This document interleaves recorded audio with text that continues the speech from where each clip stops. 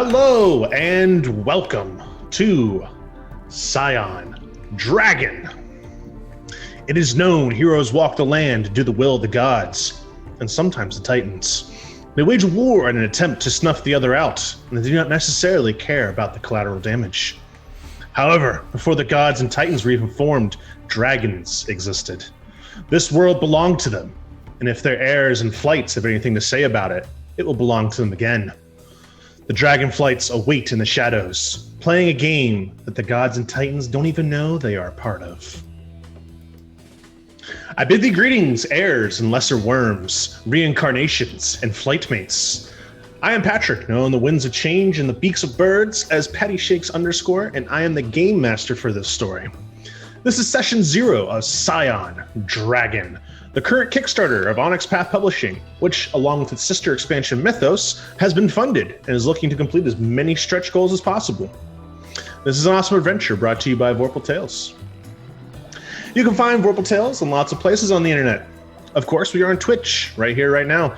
Consider giving us a follow or subscribe. Check out Twitter, where we tweet daily at Vorpal Tales. A Facebook and Instagram, where you get great pictures of all your cast and GMs outside the tabletop. A website, vorpaltales.com, where you can get all the latest news about everything we are doing and see our up-to-date calendars.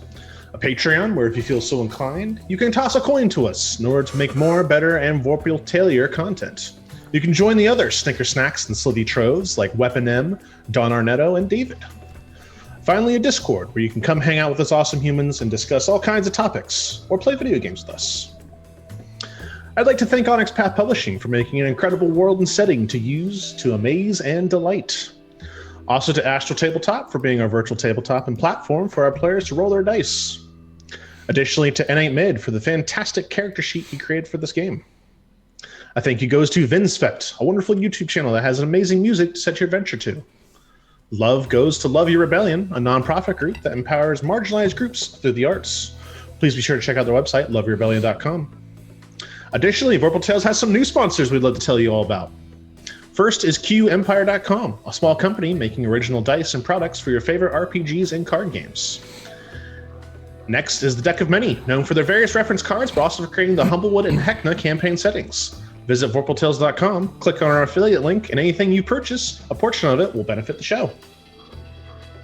And now, dear viewers, meet our dragon heirs who look to stealth, stab, spy, infiltrate, interrogate, and manipulate the world and strengthen their flights. Please state your name, where people can find you on the internet, and the name of your character, nothing else. We'll go over that later. Hi, I'm at Space Lord PJs. You can find me on the internet at Space Lord PJs. Tonight, I am playing Lorenzo Flores Gonzalez, also known as Sam Waite. I am Eldridge Echoes Online. Tonight I will be playing Rashid Carter. Hey, my name is Rachel. You can find me Stolen Fires pretty much everywhere, mostly Twitter and Instagram, and I am playing Indira. And I am Dwayne at Made of Kimchi on the internet, and tonight I will be playing Kai Wing, also known as Michigan. Hello, everybody. I am Steve. I'm new to Tuesdays. Hi. Be nice to me. You can find me on the internet at Voodoo Arcade, and tonight I will be playing Ambrosia. And also playing tonight, hopefully will be joining us a little bit later, is Ever, who will be playing Jacob. All right.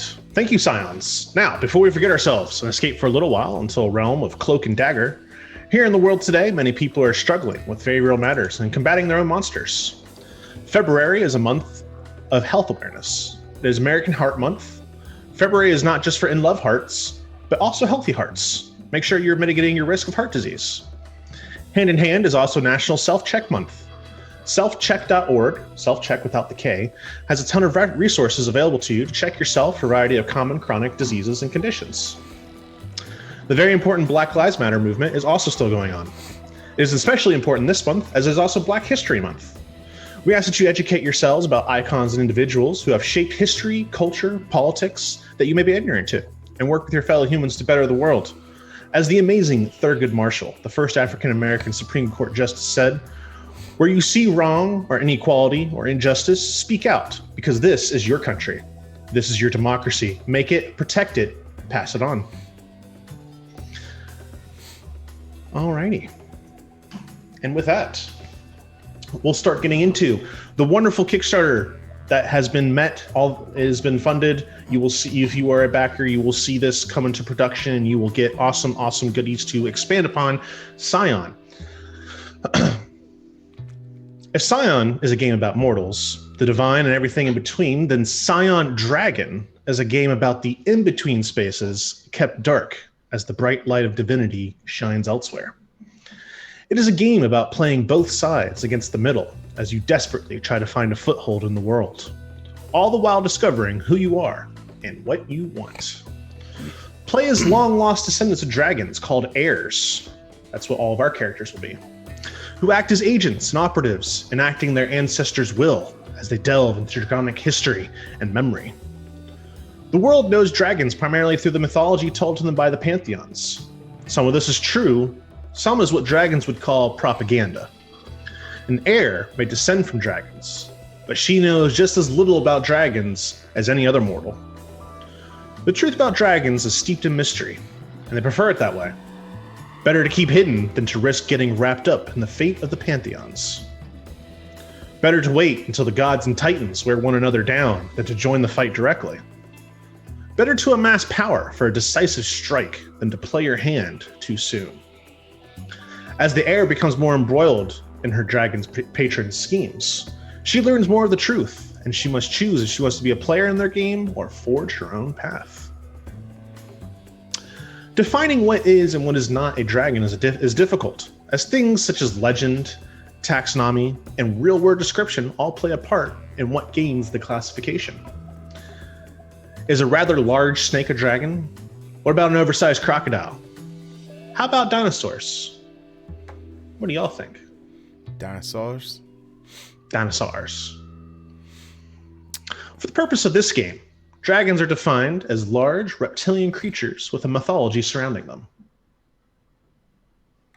So it sounds like C, all the above. Dragons are legendary creatures with so much gravitas, intrigue, and power that they inspire legends and mythologies on their own. From Fafnir hungrily devouring his horde, to the Hydra slain by Hercules, to Yamada no Orochi, from whose tail Susanoo pulled his grass-cutting sword. Dragons have played a part in and around mythology. Sometimes dragons come into being, not from a true source at all, but through popular culture or stories made up in more modern times. If it's a big reptile with a sufficiently cool story, it's a dragon. In Scion Dragon, we move these legendary creatures into the foreground, giving them an exalted place beside the divinity of the world, making them as powerful and potent as the gods and titans themselves. In doing so, dragons become capable of wearing divine mantles, being both gods and dragons, or dragons and titans, or even all three at once. So, with Scion Dragon, the themes are a bit different than base Scion. Base Scion being you are somehow either a direct descendant or a follower or believer or a kid or somehow related to the gods, and you get your power from being divine. And you're out in the open, you do great tales, and you can go on to be demigods and reshape the world as you see fit and do these awesome, inspiring acts of mightiness. Scion Dragon has a little bit of a different scheme. This is more revered, more timeless. It's an action game, to be sure, filled with legendary beings, grand struggles, and epic battles. And Scion Dragon can be all those things, but at the heart of it, and what we're going to focus on, is the fact that this is a spy game, chock full of clandestine operations, political intrigue, and shadowy conspiracies. Your goal is not so much to, as we might say from one of our other games, go loud, but more to stay in the shadows, use your amazing, powerful abilities to strike from a hidden place, gather just the right piece of intel that at just the right time will make just the right movement so that 30 years from now, your dragon can use what you did to further their goals. A primary theme of Scion Dragon is self-discovery. Heirs are the inheritors of a mythical world they barely understand, with little or no direction to guide them. Even if an heir discovers their true parentage, they still must choose whether to follow their commands. Accepting the power of a dragon comes with a great deal of responsibility. Learning to wield that responsibility is a large part of the game. Dragons choose their heirs with purpose. Heirs are proxies for the dragon and part of a larger Cold War operating primarily in the shadows. Dragons have learned the hard way to be cautious, using their minions to achieve a specific end secretly, rather than out in the open for the world to see. An heir may function as an assassin, a spy, or as a saboteur without ever fully understanding why. To be an heir in service to a dragon is to operate in the dark, committing crimes of various size with only a partial view of the board on which they play. As time goes on, that view expands and offers opportunities for rebellion or recommitment. Dragons are creatures of myth and legend, clouded in mystery. No one can find the truth regarding dragons easily with a simple internet search. Stories of their history are twisted and distorted, hidden from public view, and subject to doubt and scrutiny, which is precisely how the dragons prefer it. Part of playing an heir is separating facts from fiction, slowly learning the truth of their own ancestry. In so doing, the heir becomes more embroiled in the politics. To serve a dragon is to participate in an intricate game. As high-value pieces on the proverbial chessboard, heirs move across the playing field in service to their dragon, competing against other dragons, titans, and gods. From data theft, sabotage, counter-espionage, or outright assassinations, heirs are clandestine agents operating a long and very cold war. Each time they undertake a mission or use their powers on behalf of a dragon, more of their former life slips away, though.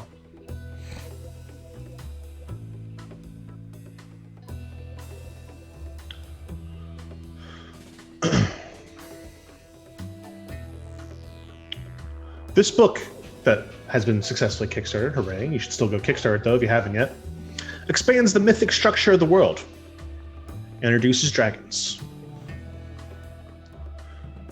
This book is great because it's going to walk you through on how to make heirs, which is the term for our players' characters.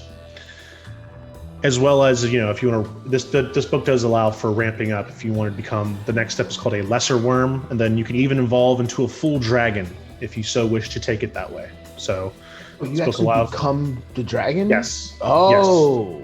Yes. Not necessarily, the particular dragon who you are following, but there are reincarnations, which I believe actually your character is, Stephen, where if they fully pursue and continue getting the inheritance, as well as unlocking memories and things like that, they can actually evolve into a full dragon and become part of the flight. So it allows for the same kind of scaling as base Scion does, where you can be a demigod and crush worlds with your fist, metaphorically speaking. Bring me that dragon. Even at level 0, though, you can still transform into one. It's true. You can take on the aspect, and you can do some mighty things. And throw cars.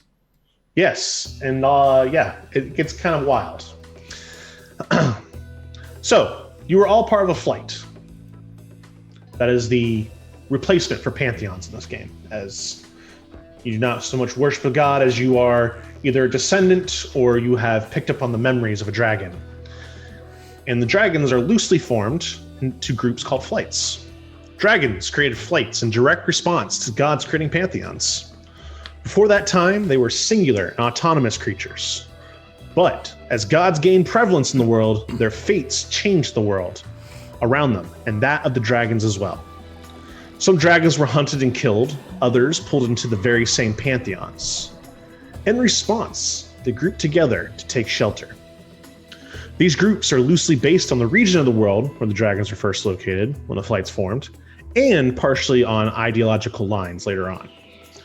Not every dragon and every flight is from the same cultural mythology, nor from the same world region.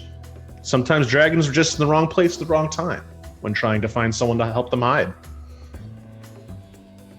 With the formation of flights, many dragons slowly conformed in temperament to others in their groups. They grew comfortable with one another, and their goals slowly aligned over time. Dragons found common ground within their flights, not from what humans thought of them or what their mythology said about them, but instead by their common goals. There are 6 flights featuring dragon, although one of the stretch goals that was unlocked for dragon introduced a 7th flight, so huzzah for that. But our characters are based on the 6 base flights that were originally planned for the book. And those are Drax, Joka, Lindworms, Long, Naga, and Serpents. We'll go over a little bit more of these flights individually as our characters reveal about themselves and reveal which flight they're part of, as we have a representative from each flight here tonight. But yes, those are the 6 base ones. Also, to help you all, and as well as our viewers, we're going to go over some new terms that Scion Dragon introduces that either have a similar meaning to, base Scion or are new. So, first is bequeathal. I love that word, bequeathal. Just has It's a solid word. That's the moment when a dragon taps an heir into service. So the moment where you realize that you had some part of dragon history or related to dragons was your bequeathing. See, that's a great. I love any version of the word bequeath. It's just great. Brood. That is what you all are. It is a group of heirs. Dragon magic. You all have access to this. This is the physical magic dragons and their heirs harness through the use of spells. A flight is equivalent to a pantheon, as a group of dragons. An heir is what you all are. You have been chosen by the dragons. So individually, we are heirs, and together as a group, we make up our brood. Correct. I'm learning. I've never played Scion before, so I'm going to be the slow one catching up. Nice. I've played Scion once, so this is great. We'll learn together. Inheritance is a new term. It's a measure of draconic power and knowledge about dragonkind. The inheritance score determines the progression of an heir's power, the general outcome of rolls, how much of their heir's draconic forms they can access at will, and inheritance points, which she can use to activate her dragon magic. It is similar to legend or awareness from Mythos, where it is an additional fuel source for our heirs to activate their abilities. Certain magic, certain knacks require that they use their inheritance. Others will have them use their legend. So it's going to be an additional thing that they will need to track. A lesser worm is which if we're talking Pokemon terms, would be the evolution, the next step of the heir. You turn into a lesser worm, where you just basically part dragon and you're just super awesome and you do amazing things. Unfortunately, you guys will not be getting there, but you should totally. That's another reason why you should back this Kickstarter, so you can do amazing, crazy things. You'll see the crazy things our characters can do, and you'll realize that they're at power level 1, and you'll go, "There's 10 more levels after this. Holy crap!" A spell is just something that you get from your dragon magic. Think of it as just a power that you have access to. And then a visitation is when the first time an heir meets their draconic ancestor. All right. So you're going to keep hearing my amazing voice as I go into a little bit of the draconic history, where dragons, where they have been, where they're going, and just some awesome lore for you to kind of understand the world that our heirs are walking into that has already been established, and what might define some of the relationships they have with one another, as they're all from separate flights, as well as why they might be doing some of the things they're assigned to do. Dragons existed on Earth long before the first cry echoed into the stratosphere, long before the skies cried and created the first oceans, and long before the first belches of volcanic gases created islands and mountains. They have lived in the world for as long as it has existed, though their tales are tumultuous and storied. They roamed the earth with ancient dragon-worshipping civilizations who eventually made way for humanity. They watched as gods rose from humanity's faith and remember all too well when those gods formed pantheons and rewrote history to match. These giant, ancient creatures have always existed, and they remember a multitude of histories, all singularly true and none quite right. They think in the long term, enacting centuries-old goals through their heirs.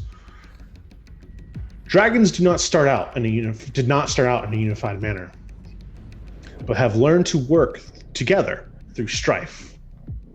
Some are dangerous creatures, but others are scholars, lovers, politicians. All are planners, which they have learned to plan over the long term through necessity. For they all but lost the war with the Pantheons, one they didn't ask for, but one they plan to win in the future. Draconic history is neither linear nor all-encompassing. It spirals through time, folding in upon itself when necessary, and mixes the truth, as remembered, with realities created by fate. Before the universe understood divinity, there were dragons, immortal beings who existed outside of the concepts of pantheons or fate. Ask any dragon, and she will tell you she was born into the world as it was first forming. They all tell the same story, even the ones who didn't come along until after. They remember the beginning and all that came after, so it is truth. Born unto the cosmos, the new earth took its first desperate gasps, and with every breath bore a new dragon into existence. The call to life from the void screamed louder than all else in the dark stretch of eternity for the young wormlings. So it was that dragons inhabited the world long before fin took to water, claw to land, and wing to sky. Dragons spent short millennia amongst only themselves before the world changed around them, and changed them as it did. In those early days, dragons explored their surroundings, uncovering secrets buried deep beneath mountains, plumbing the deepest depths of the oceans, and hearing the soft music of breezes through ancient foliage. Before they knew it, they were no longer alone. The world changed and grew at a rapid pace compared to the dragon's immortal lifespans. Tiny, microscopic organisms gave way to larger and larger life in the blink of a scaled eye. Dragons marveled at the rapidity of change, the miracle of new growth, and the brevity of mortal life. These beings were unique and unlike anything that came before them. Their form was strange to the dragons. 2 arms, 2 legs, and no scales or fangs. The advent of humanity brought with it a course of something dragons still do not fully understand to this day. Humans had imagination, belief in the unseen, and told stories of their gods. They saw divinity within themselves, and their gods looked and acted as they did. Dragons cannot say if gods came before humanity or vice versa, as that part of history is probably the most muddled to their minds. With humanity came the concept of fate, and with fate came the trappings of divinity, and with those trappings came the ability to bend truth and reality to fit mythology. In the early days, dragons accepted gods and their people, as they accepted all changes to the earth. Dragons understood little of the gods' abilities, for reality was never so frozen there could be a single truth, but they enjoyed the newness of the gods and lived beside them in peace. It is this point in history that is most debated. Each dragon has a different version of the story, and each pantheon has one completely contrary. Dragons were fascinated with humanity and their gods. They welcomed them, gave them space to roam, for the world was a big place. Most were indifferent to humans, allowing the gods their domain over humans' lives, but a few took a keen interest in the fleshy creatures. These dragons wanted to be as the gods. They mingled with humanity, sometimes using magic to take their forms, as they tried to understand them. They reveled in the humans' creations, and some bred with the humans, creating a new form of life born into two worlds, neither draconic nor human. Some dragons were completely impartial to the people, acting in ways that led to destruction and death. Some were only interested in humans as animals to hunt, delighting in their crafty ways, but ultimately devouring them all the same. This angered the humans, and some gods, but the dragons ignored this outcry. The cycle of life, death, and the mutability of time was all part of coexistence, and there was little point lamenting over a creature who died now, but still existed in the past. As human culture grew, so did their gods. They went from a few settlements worshipping one or two gods to civilizations worshipping several. The gods formed pantheons, and in doing so, used fate to rewrite their own histories. Dragons remember this part well, for they can remember branching realities and truths as gods came together and described how they created the world. A world that had already been existing for some time. A world that dragons had seen grow without them, and suddenly they too remember those gods who created it. The dragons were far too different to be truly changed by the gods' actions. Rather, most dragons understood the world now had two truths. One truth, which had always been, and one created by the gods. They lived accepting both realities as truth, because the ancient creatures always understood the truth behind multiplicity. The dragons, who spent most of the time with gods, got caught up in their fates. These dragons became gods, who were also dragons, but could not explain why it was so. The worst thing gods ever did to dragons wasn't hunt them down and kill them, but embroil them in the gods' reality so tightly that they started to question their own memories. Fafnir's form was confined to the word dwarf, which then transformed into a dragon.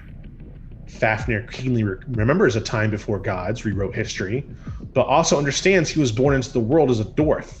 Both realities are equally as true to him.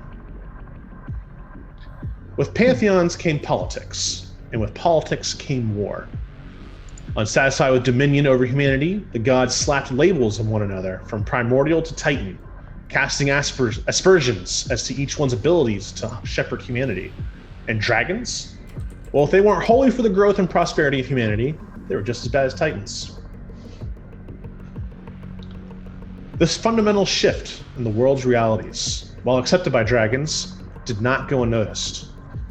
The wisest of the ancient ones were always wary of the gods, for they were too unlike them to be trustworthy.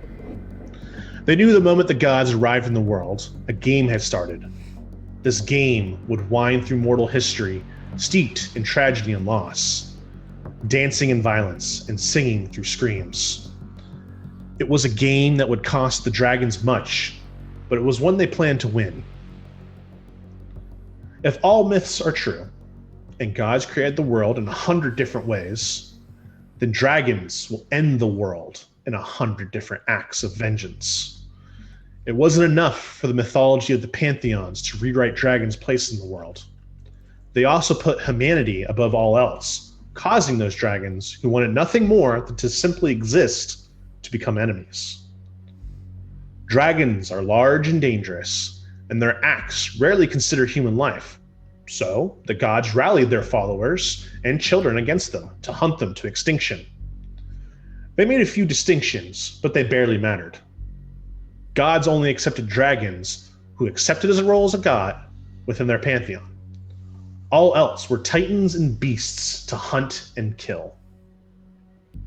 The gods and their followers waged bloody war against dragons to great efficiency. Stuck as they were in this new reality, shaped by the pantheons, the immortality was no longer guaranteed. They lived only within the memory of other dragons, and could hope at reincarnation rather than it being given. Some fought against the onslaught, only bringing more ire. Others tried to hide. But even those who were gods could see that being a dragon would eventually end in death, and were forced to either abdicate the pantheon or the Draconic Mantle. In the world of Scion, all myths are true.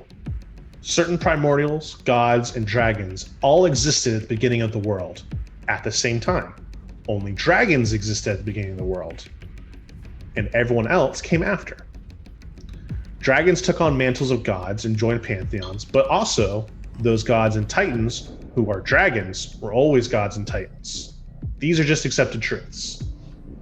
So, basically, in a brilliant stroke, incorporating dragons could be seen, especially because dragons are so established in a lot of mythology in the real world, that, you know, the idea of dragons existing before time could break a lot of things. Which is why, in the world of Scion, all truths of creation are simultaneously accepted, as we just went over, that all truths can exist simultaneously. So, that's just, if you're having a little bit of difficulty wrapping your head around it, don't worry, it's totally okay. There's a lot of history sections I cut out for, you know, brevity here, but just know that it is a difficult timeline to follow, but all that lore is in the book, which is yes, dope to get to read through. So yes, there's a ton more to get to read through and know about the world. Oh yes, I just pulled some key excerpts from this chapter, but this chapter is like 50 pages long, so totally check it out because there's a lot of cool history in there. But this is just so you can kind of get the general idea of why dragons hate the gods and titans so much, and you know, why the creation of heirs and reincarnations are so needed. They hate the gods because they are the gods, but they aren't the gods because the gods came after them, but they were also the gods at the beginning. Got it. Yes. Charlie Day, Pepe Sylvia gif. The idea being that, according to dragons, everything was fine and dandy until the evolution of humans, and then them having the imagination to invent gods, and those gods then being like, well, we actually created everything. And that twisted up fate and timelines, and the dragons are like, everything was going so smooth until you screwed the pooch like that. So, that's what happened before. What about dragons today? Today, dragons act in secret, laying low and using a variety of intermediaries and pass-through entities to enact goals. The gods may have scrubbed dragons from humanity's collective consciousness, giving them new roles or killing them off, but dragons have not forgotten everything that has happened. Their goals are not new, and they have been working on them since the gods first arrived and started meddling with reality. In order to survive, a dragon keeps secrets. Even their heirs never know the full truth of their plans. A single truth may lay folded in 100 lies given to the dragon's followers to decode and enact to prove they are worthy of the dragon's patronage. Birthed in a millennia of plotting, waiting, and scheming, completing a dragon's goals is never straightforward. Any person or creature who follows a dragon's designs is a pawn on an exceptionally large chessboard, and likely never knows more than was required of them, save perhaps heirs, who dragons see not as pawns, but as knights who protect their carefully constructed goals. Those who seek a greater part to play in their dragon schemes must prove themselves repeatedly, and if they're lucky, they will gain insight into a greater piece of the puzzle, and then even then only perhaps they are shown a half-truth. Dragons understand both truth and lies as veracity, after all. A loyal heir follows her dragon ancestor's orders without question. If her dragon tells her to kill, she kills. If he tells her to steal, she steals. This sort of unquestioning loyalty is likely to gain an heir a comfortable, if not unspectacular, life. In contrast, a smart heir finds the truth behind the orders given to him by his ancestor. He sifts through conflicting accounts and cryptic messages to understand what his dragon genuinely wants, and performs that deed instead. The heirs who do this rise to true greatness, or are eaten by their dragons. Great reward comes with great risk, after all. Many of the stories and legends people know about dragons come not from dragons themselves, but instead from the pantheons. Because of this, most of their stories are wrong, often seriously so. However, one important feature of many stories about dragons is that they are creatures given to avarice, and these stories are entirely correct. Most dragons, or at least most dragons who are not hiding in an immediate fear of their lives, have collections that they refer to as their hoard. Dragons hope that part of the process of regaining their place in the world will be the ability to return to collecting and tending their hoards, rather than having to constantly struggle to avoid notice or battle deadly threats. While stories about dragon hoards emphasize them collecting vast piles of gold and jewels, the reality is far more complex.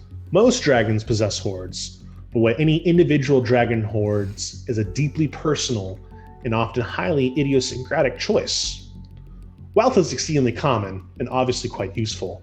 However, even this can take many forms, from piles of gold bars and bags of gemstones to digital wallets filled with cryptocurrency. In addition, wealth is far from the only option. Some dragons hoard knowledge, often in the form of books. Others collect various divine or semi-divine relics. And the range of options for hoards also includes land, weapons, and in some cases, humans, particularly as retainers, servants, and allies. However, some dragons prefer secrets or favors. In the modern age, those who hoard secrets or favors have done especially well. As a result, this practice has spread amongst most flights. Increasingly, dragons let gods, titans, scions, and humans who possess wealth, power, or simply uncommon amounts of knowledge about the supernatural know that they can offer useful services for a price. Most dragons who trade in secrets use the same system. If you want to learn one of the dragon's secrets, you must offer to share one of at least equal value that the dragon does not already know. Naturally, the only one who can determine whether secrets have an equivalent value is the dragon. But most dragons are ruthlessly fair in their evaluations, and those that aren't soon find their reputation drives prospective clients to seek out someone else. As a result, most dragons who deal in secrets endeavor to keep their clients at least minimally satisfied, because doing so means that they can obtain more clients and thus obtain a steady stream of new and better secrets. The trade in favors is more complex and can become quite convoluted. In its simplest form, the dragon offers to do something for someone else in return for that individual owing the dragon a favor that she can call in later. Often the dragon making the deal specifies the favor in advance, and if she doesn't, she usually provides a general outline of the magnitude of what she'll ask in return. In addition to the fact that some dragons who deal in favors possess the ability to bind others to keep their oaths, everyone with sense knows that getting on the bad side of a dragon is a terrible idea. Not only does that individual risk the dragon's wrath, but some other dragons refuse to deal with them, and may also attempt to capture the Oathbreaker and hand them over to the dragon who is owed the favor. The exchange of favors can become even more complicated because many dragons use favors as currency. If two or more dragons are owed favors that they each consider to be of equivalent value, then they sometimes exchange them. The result is someone who asked a favor of a dragon, finding that they now owe this favor to a dragon they have never met and know nothing about. Some individuals who deal with dragons have begun insisting that the dragon cannot trade their favors. No, you can't do that. No. Against the rules. A dragon who collects rare jewels may have little intrinsic interest in secrets or favors, but is willing to deal with them as means to acquire additional rare jewels.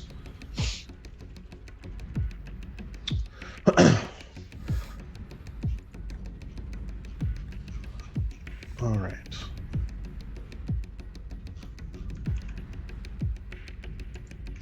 When the Titanomachy started, dragons learned an important lesson. The gods cared not if they wanted to be involved. The price of complacency was to be cast in the drama the pantheons were playing out. When the flights formed, the dragons took measures to protect themselves. They also decided they couldn't just stay out of things. They would be hunted regardless of their involvement, and gods would retell their histories without their approval. The flights made plans not only for survival, but for revenge, restitution, and to reclaim their rightful place as rulers of the world. They can't beat fate outright, even if they can skirt its effects and retain their memories of a past before fate's touch. So they plot against the pantheons and hope to use their fate and turn against them. They work both ends, helping a god here or a titan there to stoke the fires of a cold war, and hope the two will burn each other out, and dragons can just simply pick up the pieces. They aren't above tipping the scales one direction or another if it suits their needs, but pantheons at war with one another and their titans are pantheons who are too busy to notice a dragon meddling in deeper affairs.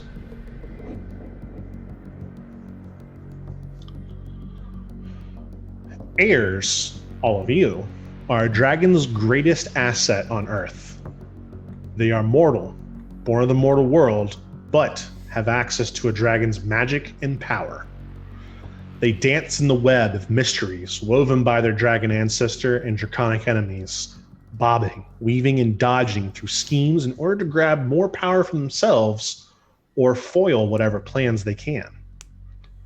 There are two types of heirs, agents and reincarnated. Both are as equally as important to one another, but take two different roads to come into their powers.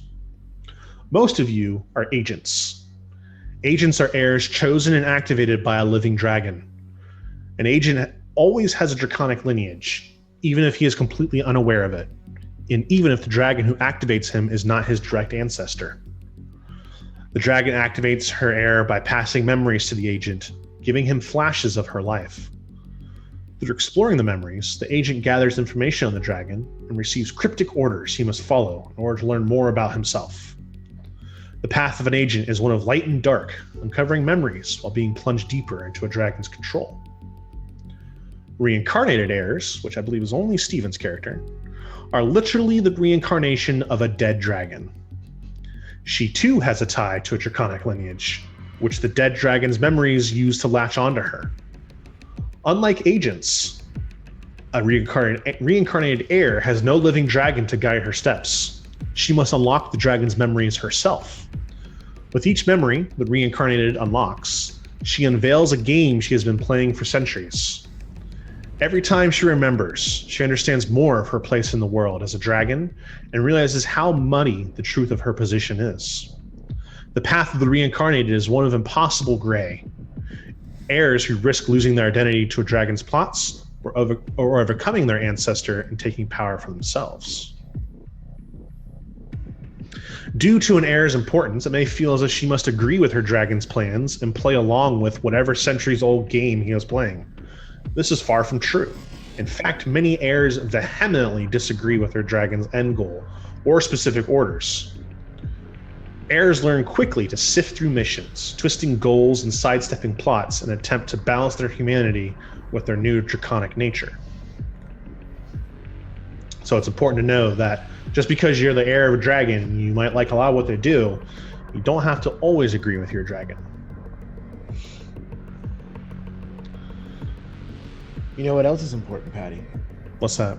Thanking Lashote for the Prime sub. We appreciate Hell you. yeah, that's important. Thank you so much. That 18-month streak. All right. Just two more topics here, and then we'll get into your characters and your flights. And then you can stop hearing my voice finally. I don't want to. Bequeathal. Heirs refer to the process of learning about their draconic heritage as bequeathal. They call it this because it comes in flashes of memories and visions, and with these visions comes the first taste of draconic magic and the power to become a dragon. Naturally, there's a difference between agent bequeathals and reincarnate bequeathals. With the agents, their dragon guide gives them, while the reincarnated has no control over when these visions or memories will come about. They might just be doing something as simple as, walking through a forest or climbing a mountain when they are bequeathed upon. Dragons give their heirs missions, sometimes through visions and memories, and sometimes through more mundane means, such as sending an agent or a message through a dead drop. Some orders are specific. Go to the east side, kill Freya's scion, who is hunting heirs. These orders are clear, and a dragon is unhappy if his heir doesn't follow them explicitly. Other orders leave room for the individual agent to use their creativity. Deal with Freya's scion hunting down heirs. In this case, dragons expect their heirs to find the best possible solution to the problem, one that even the dragon may not have thought of. No matter the order, specific or vague, every heir takes the utmost care in their missions, lest they fall prey to unseen dangers. Dragons trust their heirs to carry out the mission, giving them leeway to decide how to best achieve the end goal. The heir might not fully understand why she has these particular orders, and she dare not ask the dragon himself, and in the case of reincarnated heirs, he just can't. And so uses her time performing the mission to gather as much secondary information as she can. Broods are groups of heirs who come together for whatever reason. Broods form for various reasons, such as shared goals or shared flights, and are often bonds lasting a lifetime. Heirs often join one another for one-off missions or because their handlers pair them together, but this is different from forming a brood. Broods are deep connections between heirs who trust one another implicitly. These bonds can form instantly or over many shared missions. However they form, a brood bond lasts for life, and to betray a brood mate is the worst act an heir can perform. Broods often form as heirs meet and they share common goals or interests. Heirs rarely trust anyone other than their mortal family, and sometimes their dragon ancestor. So gaining the trust of other heirs is a game of give and take. When first meeting, they often adopt carefully crafted personas, only dropping their guard when they have proven themselves to one another. Just like any other kind of relationship, broods take time and energy to form and maintain. It is easy for heirs to fall in with one another, though, as these are the only people in their lives who understand what else they're going through. Heirs and a brood trust one another completely, but that doesn't mean they share everything all the time. Heirs expect one another to keep some secrets. After all, it comes naturally to each of them. Major secrets can cause problems, but broodmates are quick to forgive one another white lies and small missions made to protect one another. Okay, so Patty, I have a quick question on that. Give me all your questions. So would our dragon patron disagree with our brood? It is possible, yes. Just like an heir would not always agree with their patron, especially because you are all of a different flight. Right. It's going to be very often that your brood members are going to disagree, sometimes extremely, with what your patron wants, or what even your whole flight wants. I mean, more specifically, like our patron not liking that we're with different flight heirs. That necessarily wouldn't be a problem. Okay. Dragons understand, even though they have formed these different flights, they don't usually agree all the time. They're not going to begrudge an heir that falls in with someone from a different flight. Okay. Yeah. So for those who have a specific dragon patron, they're not going to be immediately mad at you for kind of forming this task force of each flight. You still have your patron's favor if you have it. Does anyone else have anything they thought of while I was going over the history of dragons? Kind of the more recent stuff that's going on present time, as well as any of the new terms I used or anything like that? No. This, of course, isn't your only time to ask questions. I'm sure there'll be a ton as we go along. There and will be no follow-up We questions. will have 5 seconds to answer all your questions. yeah, this is your one time. Get it all out now. Is this my class? But yes, so as Dwayne brought up, there are different flights, and a lot of the time, They disagree even on just kind of base ideas such as how do we view humans and what's the correct way to get back at the titans and gods. You said food wrong. Exactly. So we're going to let our players give a little bit more information about each flight.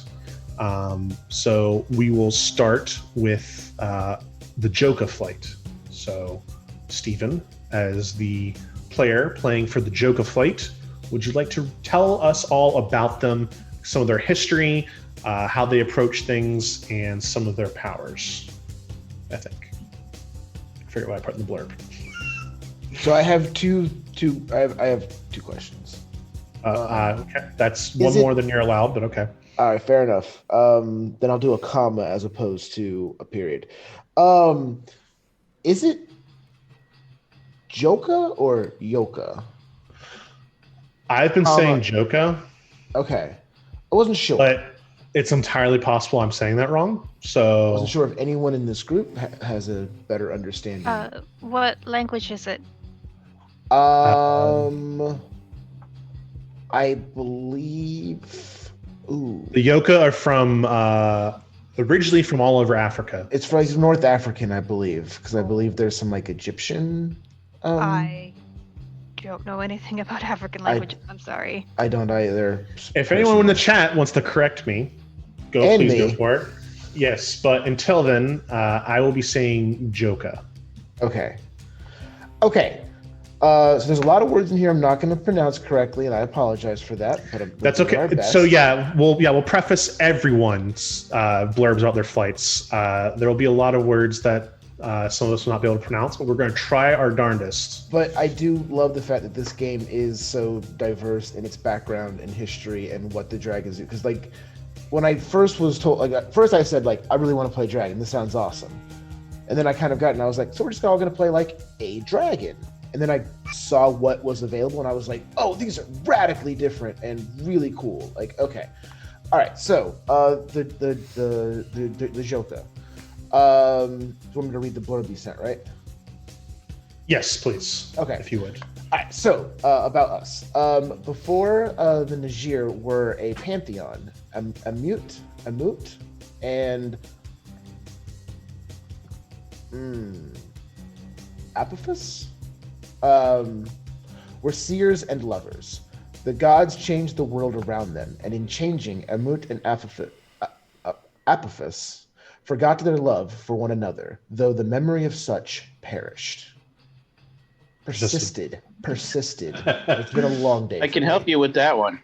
Yeah. Thank you, Stargate. It's Apophis. Apophis. Oh, Apophis. Shout outs to Stargate. Yeah. Boo, Stargate. No, I'm just kidding. Wow. Oh, the opinions Uh-oh. of Steve are not. Oh, okay, so we're going to derail our Scion Dragon game to have a debate here. The views of Vorpal Tales are not reflected by anything Steve says. Ever. All right. The loss of their love set ripples amongst other dragons, reminding them of all the gods had taken from them when they changed the world. They began to yearn so deeply for the time that came before. They sought for anything to fill that void. In the first few days, Reyna called all those who remembered and yearned as much as she did to her lair and held a great feast. She offered not food with which to gorge, but all the esoteric things in the world that would bring power in the hope the dragons would recover their past. Everyone who attended ate their fill of her offerings, finding only more desire and ambition, and a deeper yearning for what they had lost. Reyna fed them all that day, and put out a call to those who would seek power and a return to draconic domination. Now, all those who feel this hunger are called Joka. All dragons all over the world hunger, but none like those in the Joka flight. It isn't a physical hunger for food, so much as a metaphysical hunger for more power, and an existential desire for what they have lost. They may consume physical objects, but they just as much consume knowledge, power, and lives in the hopes of regaining a modicum of their carefree lives slipping through time. The Joka view the world in simplistic terms. There are predators and there are prey.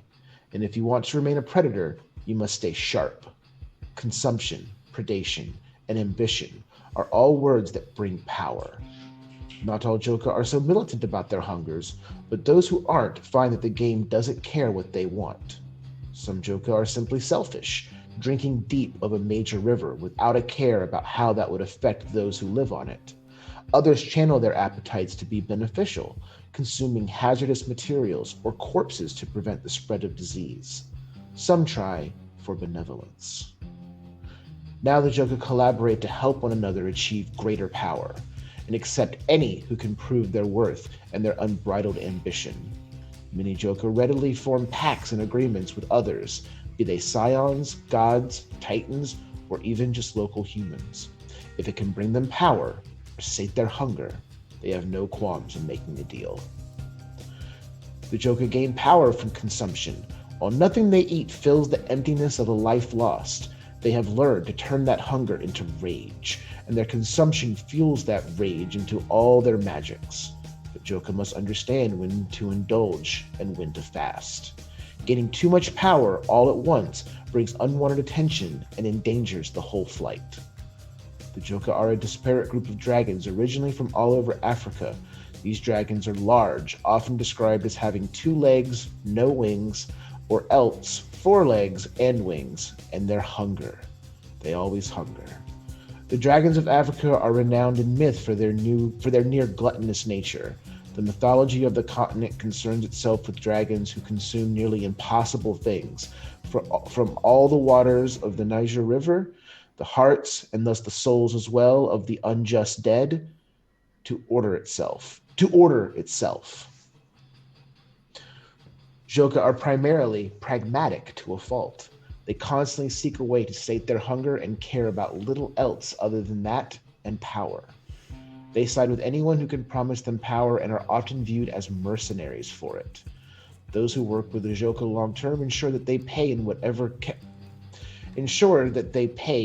counts as sustenance, or else their contract is bound to come up short. Few alive can say that they have ever cheated a Joka out of a promised prize. The Joka's flight. The Joka flight's pragmatism makes them more prone to vague and cryptic truths than misinformation and lies. The impression and stories heirs gleaned from their memories and dreams come hidden in riddles, flashes, and base instincts. Whatever the Joka preferred to consume weaves itself through the memory, always present. Thank you. You don't have to. That's copy paste. Ignore the last little bits right there. But Gotcha. I did look up. Thanks to Nick Millie Abdu in chat for saying Joka was a Swahili word, which allowed me to look up a pronunciation guide, which it is Joka. Perfect. Thank you so much. Well, according to the pronunciation guide I found on a quick Google search, but Right. I'm gonna go off that. Okay. So yes, Google Joka. can't lie. That's what I heard. That's true. You know, I've heard the top result is always the truth, no matter Right. what. So yes, thank you, Stephen, for your words and letting us know all about the Joka flight. Next, we'll hear from Tyler and the Drac flight. I don't wanna. You stole what I was gonna do. I know, that's why I did it. Suck it. Damn you. Strength comes from change. Change through chaos. And only through chaos is anything possible. It is through this crucible and cutting out weakness that makes one strong enough to claim your destiny and birthright as the guardian of this world. So it is with Drac. During a period of upheaval when the primordial salt and sweet seas of creation, Tiamat and Absa united as one, these forces begat creatures rivaling even the stars in number, who then begat their own progeny, who rose up against their progenitors in a struggle for supremacy over the cosmos. In the ensuing chaos, Tiamat shed her skin and took her true form, the first Drac, the glistening one.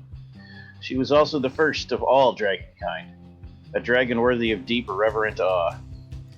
Other flights might argue against Tiamat as the mother of all dragons, but it doesn't matter, they're wrong. They have always known, and will believe, until the day they all die, that Tiamat is the first Drac. It is only a matter of time until the others fall in line and realize this simple truth as well. In Tiamat's rage and anger, along with her desire to bring balance, she birthed 11 monsters. They all fought alongside the Glistening One, against her wayward children, the Anunnaki. This defiant act against a pantheon now bent on destroying Tiamat and her children would become the first true flight. How are we pronouncing Joka again? Joke. That way, Joka. Yes. Though the Joka and Naga may try to claim such distinction, everyone knows it was the Drak who first rallied against the pantheons. Don't you forget it, Steve. Nope. At the end of Lies the and conflict, slander.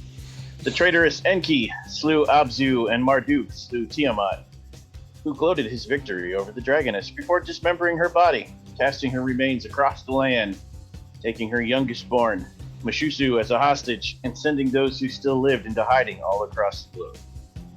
Believing the Drak were no longer a concern to him, Marduk largely forgot all about them, which suited the still nascent flight recovering from near destruction.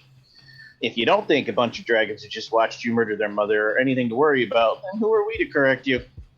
It certainly isn't their fault if some scions end up at the bottom of the Marianas Trench in a freak storm as payback. Many view the Drak as being too disparate for their own good. What good is chaos in the long term? Their conflicting desires, their penchant for chaos, and obvious lack of self-preservation will eventually lead to tearing themselves up from the inside.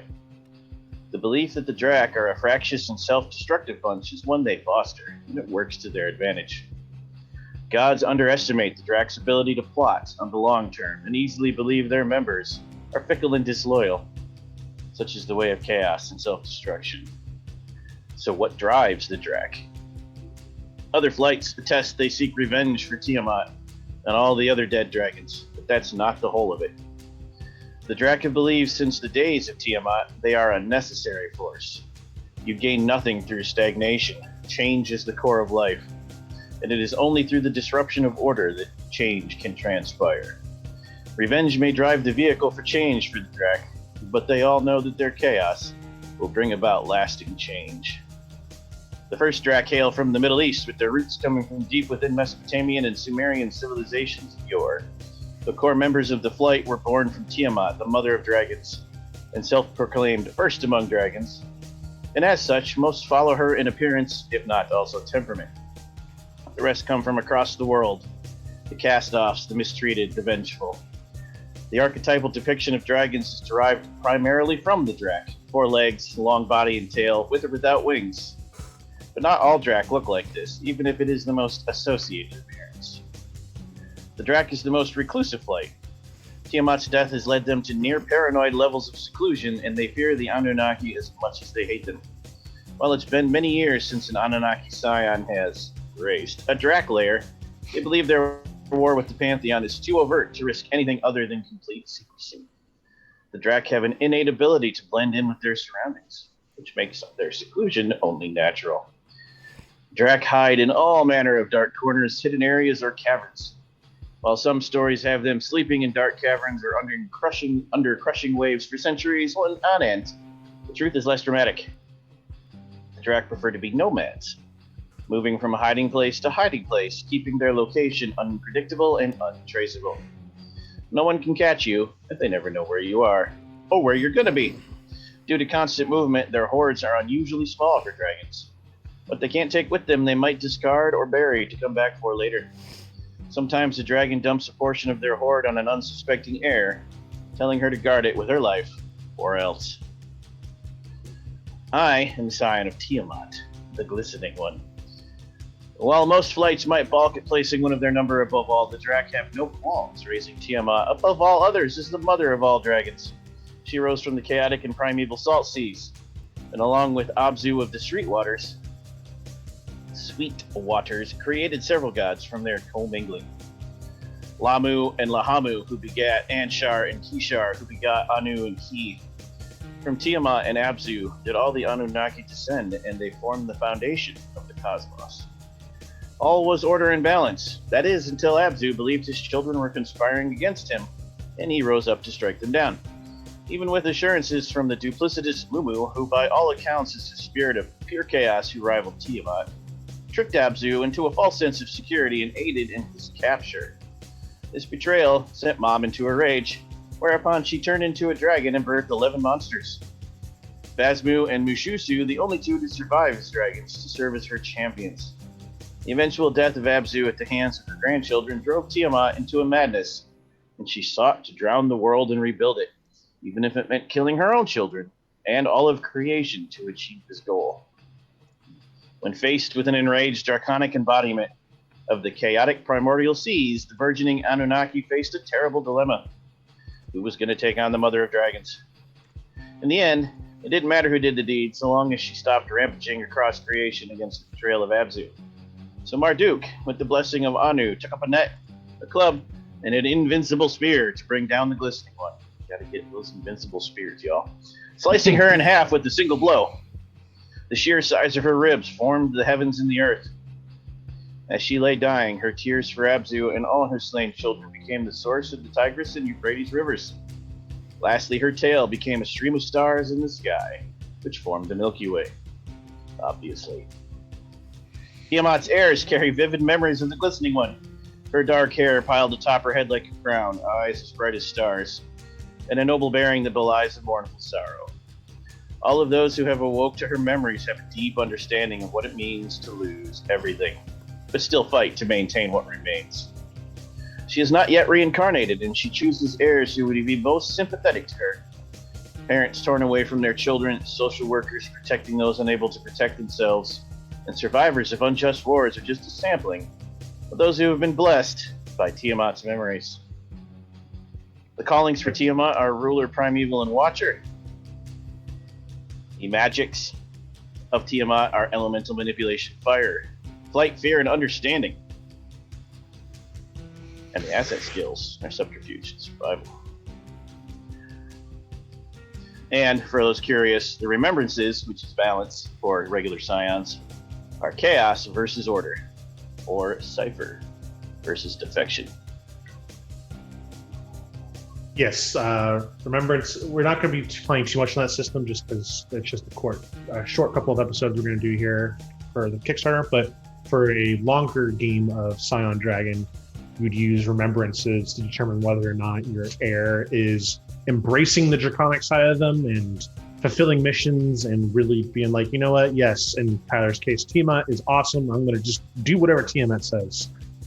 Or if you're rebelling against that and clinging on to your humanity and, looking for a way to use your powers more for your own benefit as opposed Lame. to Agreed. If I'm playing Scion Dragon, I'm being as dragonly as possible. But for those who want a little bit of change of pace, maybe from the other players are playing with, or a better challenge, I should say, being more human is an option, which is good. Role-playing games are all about as many options as possible. So there's a system in place for you to be able to kind of track that. All right, perfect. So that's 2 of our flights down, 4 more to go. Who shall we hear from next? I'm thinking we should hear from the Serpents and Sean. Oh boy. He's just mad I stole his line. I don't want to read. Sounds good the second time around. I know. The serpents have flowed through the world since it was first breathed into existence, their form echoing throughout all nature. The gnarled roots of trees, the creeping flashes of lightning, the slithering courses of rivers. The world is not yours, it's theirs. It bears their DNA. Beneath every warm rock is a serpent ready to lash out when disturbed. When the gods arrived in the world, many serpents found easy peace with them. Their stories were always simple ones, woven of the fabric of the world, and the serpents remained mostly unchanged as they accepted their new roles, divine or otherwise. These dragons didn't suffer at the hands of the gods, being hunted for sport or greed. Instead, they came to love humanity, and the gods entreated them to shower humanity with love and affection. But as humanity grew, so did their hubris. They took more from the land than they needed, and they eroded the natural beauty of the world. The gods, only interested in worship, cared not what the humans did to Earth as long as they performed the right rituals and gave proper homage. The serpents tried to correct the humans, teach them the proper ways to care for the world, but the gods reacted poorly. Some dragons were punishing people for their hubris, and the gods felt they should be the only ones to punish humans. Feeling that humanity had betrayed them and the gods were encouraging it, they chose to fade into the background rather than go to war with the gods. They would clean up the world by teaching humanity the right ways and kill anybody who disobeyed. The serpents created Xol, a terra incognita for the newly formed alliance to meet and plan their defense of the planet. In Xol, they plan for defenses and keep themselves separate from humanity, else they fall prey to their love of the small creatures. But they cannot act fully by staying only in Xol. They are creatures of the land, and they must be in the world if they wish to enact change in it. Xol is also a disaster shelter, so the serpents know if they cannot change humanity, the world will become uninhabitable, and Xol is there as a backup in case they fail. The serpents are the least trusting of all flights, with the twin threats of ecological collapse and the titanomancy, wow, that's an awesome word, impacting their continued existence. Did you say Titanmancy?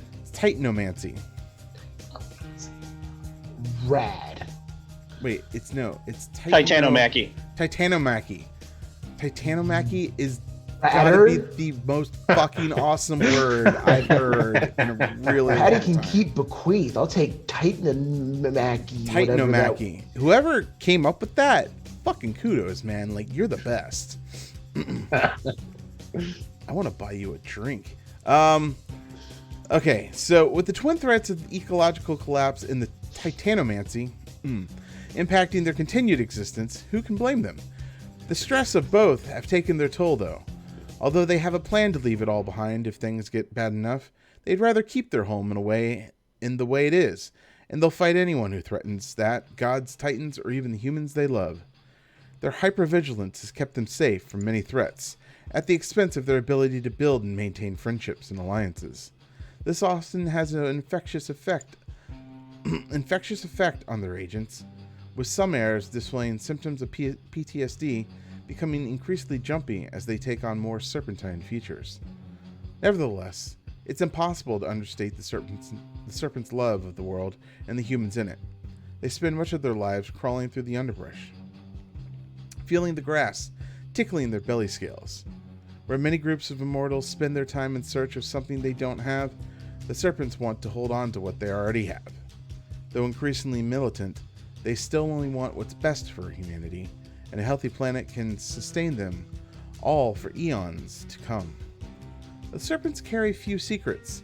Other than Xol's location or individual layers, most of their activities performed for the sake of humanity. Why wouldn't they want people to know their true tales? Though many serpents predate humanity, they love it desperately. They gladly accepted whatever roles gods gave them, making many of their strongest memories those roles. When serpent heirs dream of their dragon, they dream of a world before machines, a world that could be again. Thick jungles that cover the mountains, rivers flowing freely, cutting ridges through the earth, washing valleys with fertile soil. They dream of people tending to the land, giving as much as they take, sweet mimicking the rivers that mimic the serpents. These humans work with the land, their blood mingling with the soil, making both the world and the humans stronger, better. Their willingness to shed their own blood in the fields of proof of their worthiness. Perfect. Thank you, Sean. So yes, we have the serpent flight, which if you're getting a strong eco-terrorist vibe from... No. I think you're really reading that one. You were listening correctly. I think you're reading that one differently. Said the serpent. They're not eco-terrorists. They are eco-conservationists militantly. So that sounds like eco-terrorists with a lot more words. See, you would think that's what it is, but it's not. And I have various pamphlets. They just believe in taking radical direct action to protect the environment. Yeah, that's all. Yeah. Through pamphlets. The pamphlets that may or may not explode. No one's quite sure. I'm assuming these pamphlets are also recycled. Yeah, of course. Of course. Okay. All right. Perfect. All right. 3 down, 3 to go. Who should we hear from next? I'm thinking the Naga. and Rachel. Hey. When the mountains pulled themselves from the oceans and the lakes pooled in vast chasms, when the world took its first breaths of creation and winds learned to shudder through trees, these concepts entranced dragons. They marveled at them, but such ephemeral things did not last long enough for proper scrutiny. Some dragons created a place outside the world in which to explore and understand these concepts. A terra incognita called the Divine Realm. Dragons from all over the world entered the Divine Realm to experience these concepts. And as they did, they felt a connection to the concept. Those who spent a great deal of time there began to embody the concept, which allowed them to carry new concepts from the Divine Realm into the world, creating brand new features such as rivers, stones, and lakes. Dragons who grew to embody concepts split themselves into multiples to fully contain and protect all the wisdom, knowledge, beauty, and fury of the concept. They deemed their new lives in multiple as many in one. The concept the dragons embody were linked to a real phenomenon in the world, a lake, a thunderstorm, a bridge. Dragons came to love all concepts, and each had a dragon or two to embody and protect it. As the concept grew, the lake gained fish, became temperate, joined another lake by a river. The dragon connected to the concept gained a new head. Each head, unique and mighty, protected the concept and kept it safe with their siblings. Dragons in the Divine Realm shared their concepts with one another and brought knowledge of them to the world to share with dragons all over. Within the Divine Realm, time slowed and a dragon could truly understand a concept, becoming more fully one with it. Some dragons were so wrapped up in their concepts they never left the Divine Realm. Others rarely revisited, viewing their stewardship over the concept in the world as more important than understanding it. Other dragons came and went from the Divine Realm as a pastime, viewing the concepts as a polite curiosity. When the gods started to repattern the world, they caught the many in one off guard. Those dragons wondered at these strange, fleshy creatures and wanted to contemplate them in the Divine Realm. The dragons underestimated humans, who were far more complex than they originally thought. Bringing the concept of a human to the Divine Realm to contemplate it alerted humanity to the realm's presence, and humans started to enter of their own accord. For the humans who proved worthy, the dragons gifted them with a taste of the Divine Realm. For humans who proved unworthy, there was only death. While the dragons viewed this as neither good nor evil, only the truth of life and death, the gods could not tolerate dragons eating their followers. Soon, the heroes, scions, and gods alike were at their doorsteps, hunting those who would kill a human. Those who hunted were not systematic in their purpose, but the many in one could not see the danger of what was happening, and they continued as though nothing was wrong. Then hunters showed up in the Divine Realm. The many in one did not realize their intent until it was too late, and none are sure how they made it so far into the Divine Realm. Some speculate they followed an oblivious dragon, but none admit to having entered around the same time, and who would admit to such a tragic mistake? The dragons killed the hunters once they realized their intent, but they knew the realm was no longer safe. How many more would try to enter? Fearing the destruction of their beautiful conceptual space, the many in one on Earth severed themselves from the Divine Realm, sealing all gates and passageways. And with the sealing, the dragons stopped growing heads as new concepts arose, as they had put all the conceptual magic into the Divine Realm. As they closed off the Divine Realm, the many in one who remained in the world banded together for safety. Between the loss of those trapped in the Divine Realm and those murdered at the hands of gods, the dragons feared they would be wiped out, and with them all concepts. They called themselves the Naga, and called to any who embodied concepts, or even those who had only visited the Divine Realm, to join them for safety. They vowed to protect the divine realm from intruders, promising to never open its gates again until the concepts were safe from the hubris of God and humanity. Many Naga believed the best way to secure the divine realm's safety was the enlightenment of humanity. When humanity understood the wisdom of the Naga, it would be safe for the Naga to return home. They embraced humanity in all its flawed and tragic glory. Many Naga are hobbled creatures, shadows of their former glory, bearing more than a few grisly scars from where one or more of their heads died. Those Naga who have survived attacks with a few remaining heads are vicious, wrathful creatures to approach, refusing to make the mistakes of their youth by trusting visitors who say they come in peace. The Naga's acceptance of their multi-headed experience is known as many in one. A Naga's heads may agree with one another, argue, or be indifferent, but each is an individual and also part of one entity. Naga rarely ascribe gender to themselves, though certain heads may prefer being masculine or feminine. Heads refer to themselves in the third person and to their siblings by the name of the facet they represent: love, cool breeze, fury, and so on. Naga come in all shapes and sizes, and most sport multiple heads. Each Naga, even those who have joined the flight recently, has a physical embodiment of a concept in their head. This gemstone-like growth provides wisdom, insight, and power.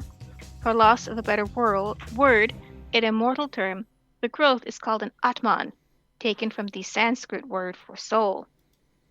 People value Atman, hunting Naga for them, dating back to the first loss of the first head and plundering of its treasure. Mortals who possess an Atman take on the characteristics of its wisdom, granting them godlike powers, and gods transform into something more terrifying. Thus, when a Naga loses a head, they lose part of their power and wisdom, leaving them diminished, bitter echoes of who they once were.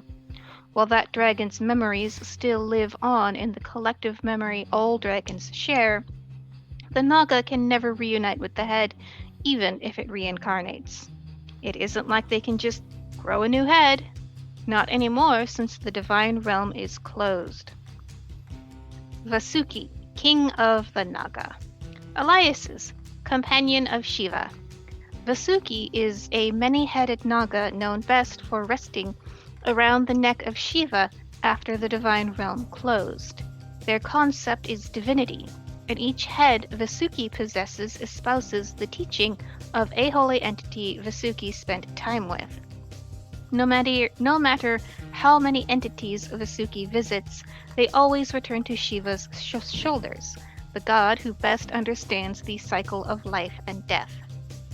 Before the divine realm closed, Vasuki was a dragon of little import. Small, with only a handful of heads born from minor water spirits and long-dead natural forces, Vasuki had little in the way of responsibilities. They spent most of their time exploring the world and delighted in the gods and their stories. When the divine realm closed, he used the connections he had been making to be the first Naga to ally themselves with a god for protection. Vasuki and Shiva have an easy relationship, with Vasuki coming and going as they please. When they leave Shiva's shoulders, it is through the premise of carrying his messages to other gods. During this time, the Naga takes the opportunity to contact their vast network of serpentine spies they use to leech knowledge from the world. Vasuki's spy network is vaster than any other dragons, comprising of humans, serpents, legendary creations, and even gods. And plenty of those have no idea they are feeding information to the smooth-talking dragon. Gods who entertain Vasuki for a time always end up owing them in some way. Vasuki has yet to collect on any of these debts. Vasuki is here to help. The more time Vasuki spends with a god, the more they owe, until the Naga sees fit to return to Shiva, the only god who owes the dragon nothing.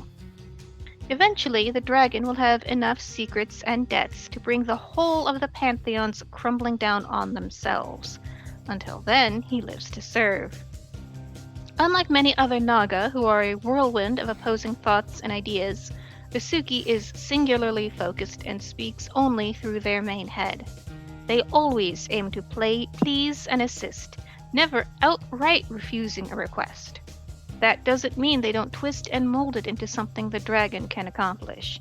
They can't collect these debts if they can't deliver something in return, even if it isn't exactly what the requester originally wanted. Vasuki's heirs are no different. Slick, composed, smooth talkers who rarely raised their voice. Each heir is exceedingly good at keeping secrets and guards any information they glean jealously, even from those closest to them. Vasuki's prizes loyalty more than anything else in their heirs, testing them constantly to ensure compliance.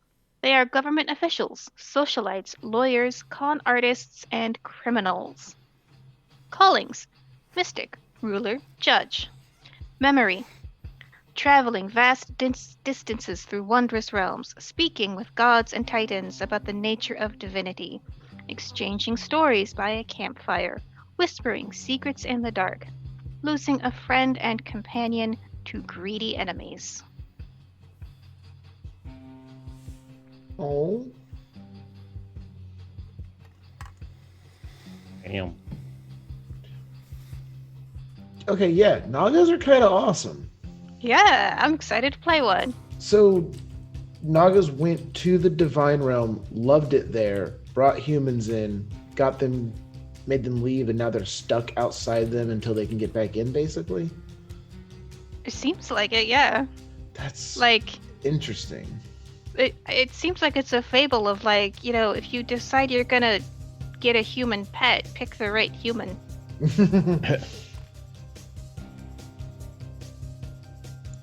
It looks like Patrick is talking, but I can't hear him. Oh, yes. Look at that. Use your words, Patrick. Use your words. I was like, I should mute while people talking, and then I was like, yep. Okay, perfect. Yes. I said in the chat, but I'm also gonna say out loud, Naga are like the coolest flight. I think they're probably my favorite. But not only did they like go to this divine realm, awesome, they actually created the divine realm. They made it. Yeah, they made this divine realm, embodied all concepts of everything in the whole wide world, and then humans like came in, totally wrecked their totally awesome space. Like, well, in order for everything not to go to shit, I guess we'll close this off, even though this is the most awesome place in existence. Close it off, and now they're like, okay, so even though you guys were the ones making us close this off, we're gonna try to enlighten you guys and like give you the necessary knowledge so we can one day, only for the sole purpose is so we can one day go back to our divine realm. Yeah. I like the implicit threat of like one day Vasuki will just destroy all pantheons. Yes. Yeah. Rachel read Vasuki's entry because that is the specific dragon her heir is of. But yes, the story of Vasuki is a very scary one. It's just like this very calm, like, nope, we're all friends. Don't worry, totally friends. And they're just gonna flip the switch one day and be like, okay, and everything you know doesn't exist anymore. Boom. Oh my god. Babylon 5 is a favorite TV show of mine, and it just showed up on HBO Max, so I've been binging the hell out of it. He really reminds me of the character of Mr. Morden. Mm-hmm. Yep. So I might have to take cues from that character when I play mine. Oof. Okay, so don't talk to them ever. I mean, until I have something you want. What do you want? As Vasuki's heir, they're not going to turn down any request you give them. But, you know, it's probably going to come back on you tenfold. I mean, everybody at Babylon 5 got exactly what they asked for from Mr. Morden. Just saying. 100% true. 100%. This is some monkey paw shit right here. Perfect. So 4 flights down, 2 more to go. But our patient viewers will have to wait until after we take a small break, especially because we have the wonderful Ever joining us from out of the blue. It's like they teleported here. But yes, we will come back after 10 minutes. That'll be 10:48 Eastern Standard Time. We will see you all then. Yes.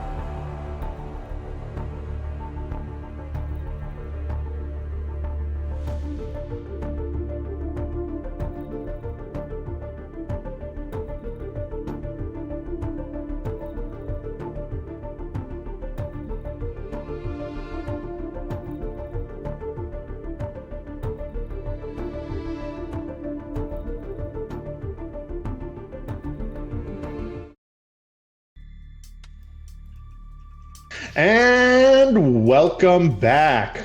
All right, let's jump right back into it, going back over some of our flight's history. We're going to have 2 more left, and then we'll get into our characters. So we're going to go with Dwayne's flight, the Lung flight. Please, Dwayne, tell us about them. I should unmute myself first.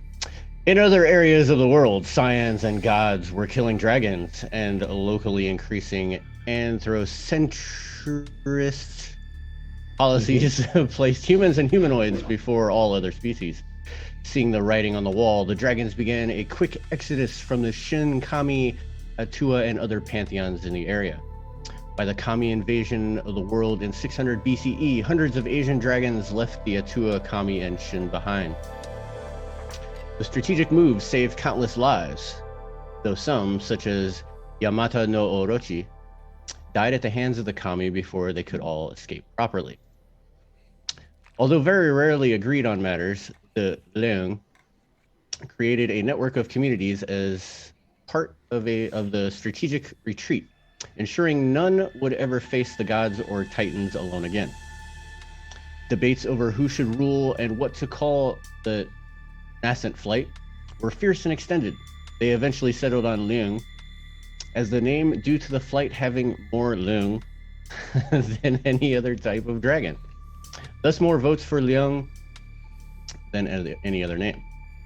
Leadership was a more complicated topic, with everything from direct democracy to anarchism to, what is that word? Cratocracy? Cratocracy. Anarchism to cratocracy, yes. Yeah, cratocracy. Seriously considered. In the end, they did a bit of everything. Major policy decisions were handled through a flight-wide vote, with irregular flight gatherings taking place in Ryujin's castle. Voluntary groups formed for mutual aid, creating a grassroots structure for handling small regional Leung issues. And Ryujin was thrown under the whale, voted the king of the flight against the wishes of the dragon, who already had his claws full with his kingdom. The Leung are the largest flight and probably the most organized. They benefit from coming together early, which saved a great many of their numbers, which in turn gives them the advantage of a multitude of minds all put towards strategizing their goals. The Leung remember their time both before gods and as gods, and they have never felt easy with their decision to leave that power behind. They have the security to play a long game, which ends as them the supreme rulers of the world and all mankind. Thanks to the most recent violent upheaval of the Titan, what was that again? Titanomachy. Titanomachy, there you go. The dragons in Asia have learned that there is safety in numbers, not to mention Earth's deepest seas, where even Poseidon knows better than to meddle. They started accepting stragglers from all over the world, but only if that dragon was happy with hiding among a democratic oligarchy. They once tried to recruit the dragons who would later become the serpents, but at the time those dragons weren't ready to leave their pantheons behind. I'm gonna skip a little bit of this. The Leung have crafted a careful plan to not just get rid of the pantheons, but usurp them, taking their place of ultimate worship among humans. To this end, they have spent their time gaining allies and integrating them with humanity. They can't overtly gain their worship, for if the pantheons caught wind of their plans, they would surely rain fiery wrath upon all the dragons of the world. While gods and titans struggle against one another, flinging their children into battle, the Leung have been playing a different game. Instead of fighting in the streets and clouds, they use their old talents of blessings, empowering one another and turning ordinary humans into potent allies and pawn.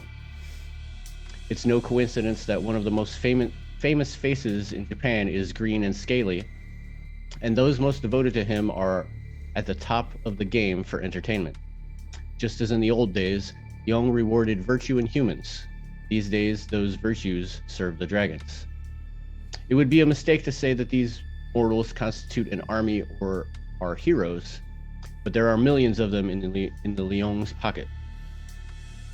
They have come from all levels of society, from government to entertainment to law enforcement to criminal enterprise. Anyone you would meet could be a pawn of the Liong, part of a vast conspiracy as part of a dangerous end game. And my patron is Hong Kong, the Skybreaker. Kong Kong was a dragon with a fiery temper when the Shin came and offered him a place in the heavens. He grudgingly accepted, hoping it would give him something interesting to do.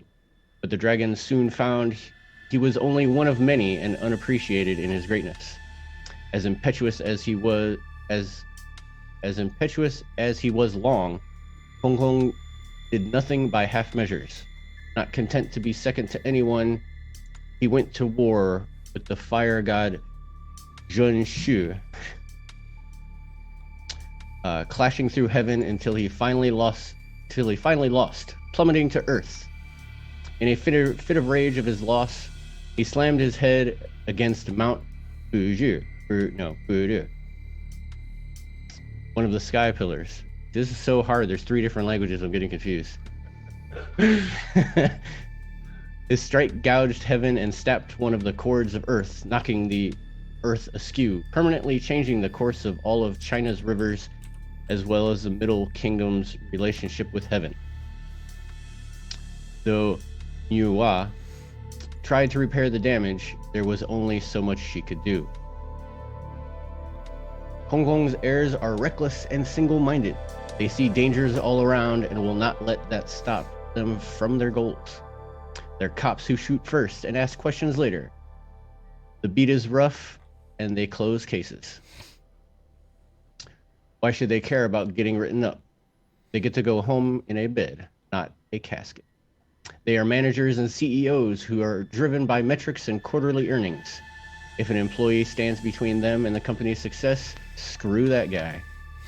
It's better to have a prosperous company than it is to look after the little guy. They are bounty hunters and repossession agents chasing down thieves to get their guy. Being a skip tracer or a repo agent isn't as cool as it looks on TV, but nothing stands in the way of them and their target. By hook, crook, or gun, they're going to get it. Perfect. Bang. Thank you for that, Dwayne. All right. 5 down, 1 to go. That just leaves the Lindworms. Ever, please tell us about them. Well, they're very wormy. The end. I'm just kidding. I'm sorry. Sure. I apologize. All right. In the regions of the world that would later be called Northeastern Europe and Scandinavia, dragons gathered in considerable numbers. There, the dragons shared stories with one another, and some collected information to share out with all other dragons. Some had a reputation as living libraries, able to call forth all manner of information without needing to swim through the memory streams. Dragons from around the globe would come and share food and stories with these dragons. The most renowned of them all was Vishap, and they called her the Keeper of Memories. She became a repository of all that dragonkind knew, and as long as she lived, all dragons knew what she knew with little effort. Those closest to her were the keepers of sacred memory and gentle librarians who sang and swam and stomped and shimmered their stories. I just pictured a dragon stomping, glitter going. Sorry. When the gods formed pantheons and changed the world, these dragons thought nothing of it. They collected this new information and stored it with the rest, falling easily into whatever roles the gods described for them, because they knew these were simply more stories for them to remember. It worked well for them, at least for a little while, until Heracles slew Vishap. In the moment of her death, Vishap stretched out her talons and scattered her memory across the world. When her blood soaked into the soil, aquifers deep beneath the earth carried it to the sea. When her bones sank into the mud, the stones themselves took up her song. Then those fractured memories flooded into the collective memory of every dragon in the world, muddying what was once clear waters. Most dragons wouldn't admit owing anything to the death of a dragon at the hands of a scion, but Vishap's final death magic created the network of dreams and signs that dragons use to communicate with one another and their heirs to this day. But with that magic, Vishap inadvertently stole the memories of the other dragons who held the collective memories of all dragonkind. As they became connected through her magic, their memories started flowing away from them. Jormungandr, the oldest and most knowledgeable of them, realized first what was happening. In a desperate attempt to hold on what he was losing, he called all the others to him. Even as he explained what Vishap's magic was doing, he could feel that he had lost something vitally important. The other dragons also knew deep down that they were missing something, and so they all pledged to find it once more. Those who joined Jormungandr in his search became the Lindworms, and any who seek understanding, knowledge, memory, or even just peace of mind, found their way to the flight to fill its numbers. Now they seek all knowledge, memory, and story that tells of their past. They have not forgotten it completely, but certain pieces of a puzzle are missing, and they cannot see the whole because of it. As they forgot their own stories, fate took hold and let the gods weave their tales instead. Many who were already following a story set forth by a pantheon forgot they were ever dragons to begin with. Others simply accepted these new roles in hopes that they would jar loose a memory or two. The stories gods and their followers tell of the Lindworms have taken such a hold on the mythology that even the Lindworms themselves don't know the truth anymore. The pantheons and their heroes cast Lindworms as simplistic monsters, and at first this served them well, as their foes underestimated them, but over time, the truth became muddied due to the flight's own fractured memories. What's worse is, they know it. They know that the tales told about them don't tally with their memories, but they can't match up the fine points. The Lindworms know what they remember about how they came into the world. Doesn't match the ridiculous tales written down in Greece, Russia, or Poland, or the stories of the Aesir tell their scions this day. They know they weren't always Titans, or that they aren't Titan spawn at all. They act as monsters sometimes, yes, but more importantly, they seek a way to clear their memories and regain their true identities. Lindworms know their history lies scattered across the world, hidden in crystallized blood of Vishap, turned up as rubies and sapphires the size of a person's fist. It is wound through the deep earth in veins of gold and threaded through the metal the gods beat into their sacred weaponry. An heir who brings home some fragment of missing history to his parent receives exaltation and reward above all others. An heir who untangles the truth of his parent from the false myths of the world receives the adulation not just of his parent, but the entire flight. To a one, the Lindworms live up to their names. Lindworm meaning ensnaring snake in Old Norse, and with the addition of limbs and sometimes wings, that sums the flight up exactly. They look like serpents, long with glistening scales, with 4 legs only. Morphologically, they resemble the long... Dwayne, say that. Long. Young. Thank you. Flight, but their temperaments and ultimately their goals separate them from the other flight. Once upon a time, Lindworms had great cunning and a considerable intelligence. Vishap's death robbed them of their bone-deep memory, but not their cunning. They know what they've lost, and they know they can regain it if they just find all the pieces and put them back together. The flight does not blame their lost member for the losses, but instead the gods who let this happen. As a result, they crave more than anything a return for their knowledge, and they crave revenge. To find a Lindworm, you must travel to the end of the world and then go a little bit farther. Heirs have sought out magical items which allowed them to dive deep into the sea to speak with Jormungandr. They have climbed a tree until they couldn't climb anymore in search of memories from the long-lost Vishap, who loved to swim in the clouds. And sometimes, if the moon is right and her mood is good, finding a Lindworm might be just as easy as driving out past Inverness and waiting on the edge of a loch. Nidhogr, who gnaws the roots. Back in the dawn of time, Nidhogr wandered free across the face of the waters in the world with his brothers Goin and Moin.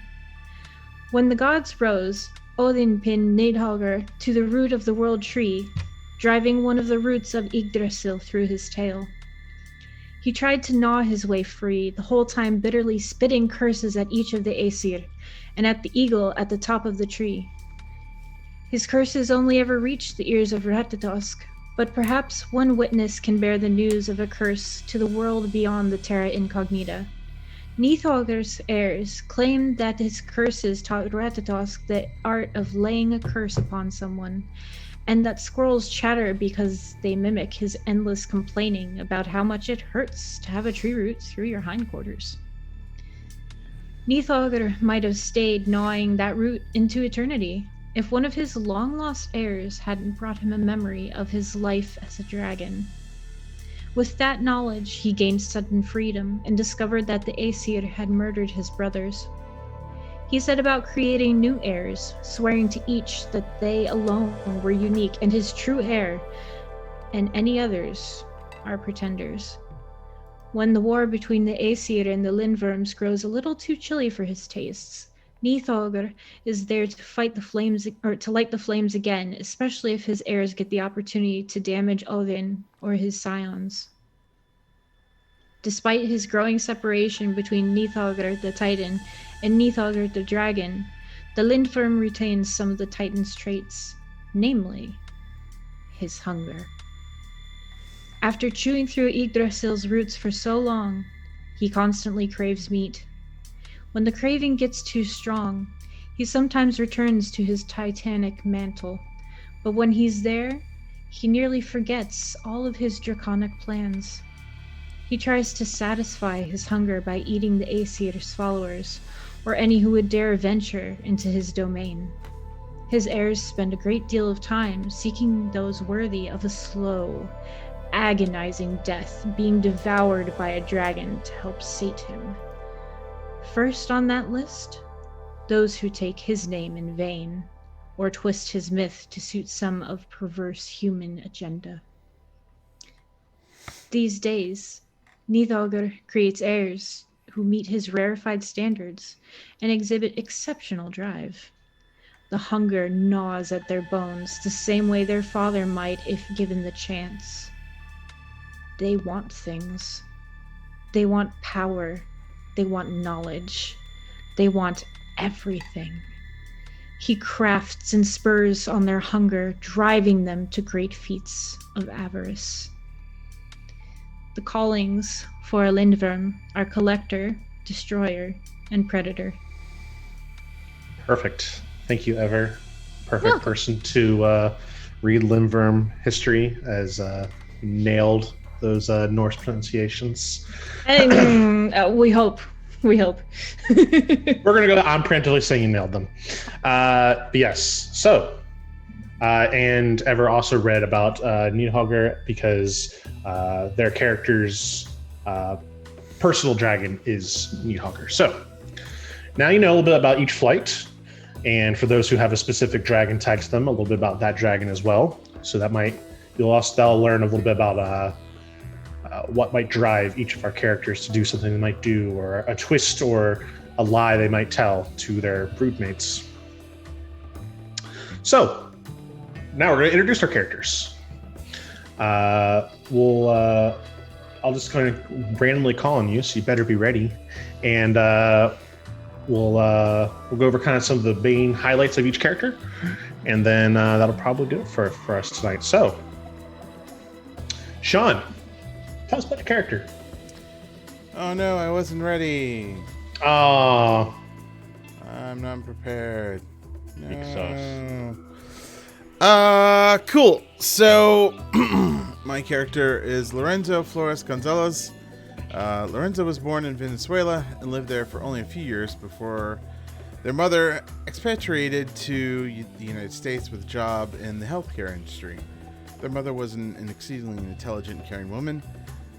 She helped Lorenzo through their studies and advocated for them when their teachers couldn't understand why they wouldn't speak up in class. Lorenzo's life was not easy, but their mother did all that she could to foster a healthy household and give room to Lorenzo to learn and grow at their own pace. Lorenzo, small font. Lorenzo spent a lot of their youth alone, struggling through systems that routinely failed them, and watched their family back in Venezuela struggle to survive. They would have regularly asked their mother to help them prepare care packages for their cousins, and it was the one thing they felt connected. It was the one thing they felt connected to through everything. Lorenzo struggled in school, but successfully graduated and started classes studying psychology at the University of Washington, with an eye on applying their master's program on speech pathology. Already deeply concerned about the economic concerns in Venezuela and the economical concerns around the world, Lorenzo's bequeathal came more as a relief than a surprise. He dreamed of flying through a clean world, a place that could be with the right amount of dedication and work. At first, these memories were overwhelming, and Lorenzo thought he was hallucinating. But when he followed a trail to a P.O. box in their name, he knew it was all too real. Inside was a key to a safety deposit box filled with papers, including a deed to a house in their name and a sizable inheritance, with a distant relative even his mother couldn't remember. Lorenzo still doesn't know who their draconic ancestor is, but he knows that they are looking out for them as he follows their instructions as best he can. For the first time in his life, he feels like he's a part of an institution that isn't setting them up for failure. Since then, Lorenzo has become an active environmentalist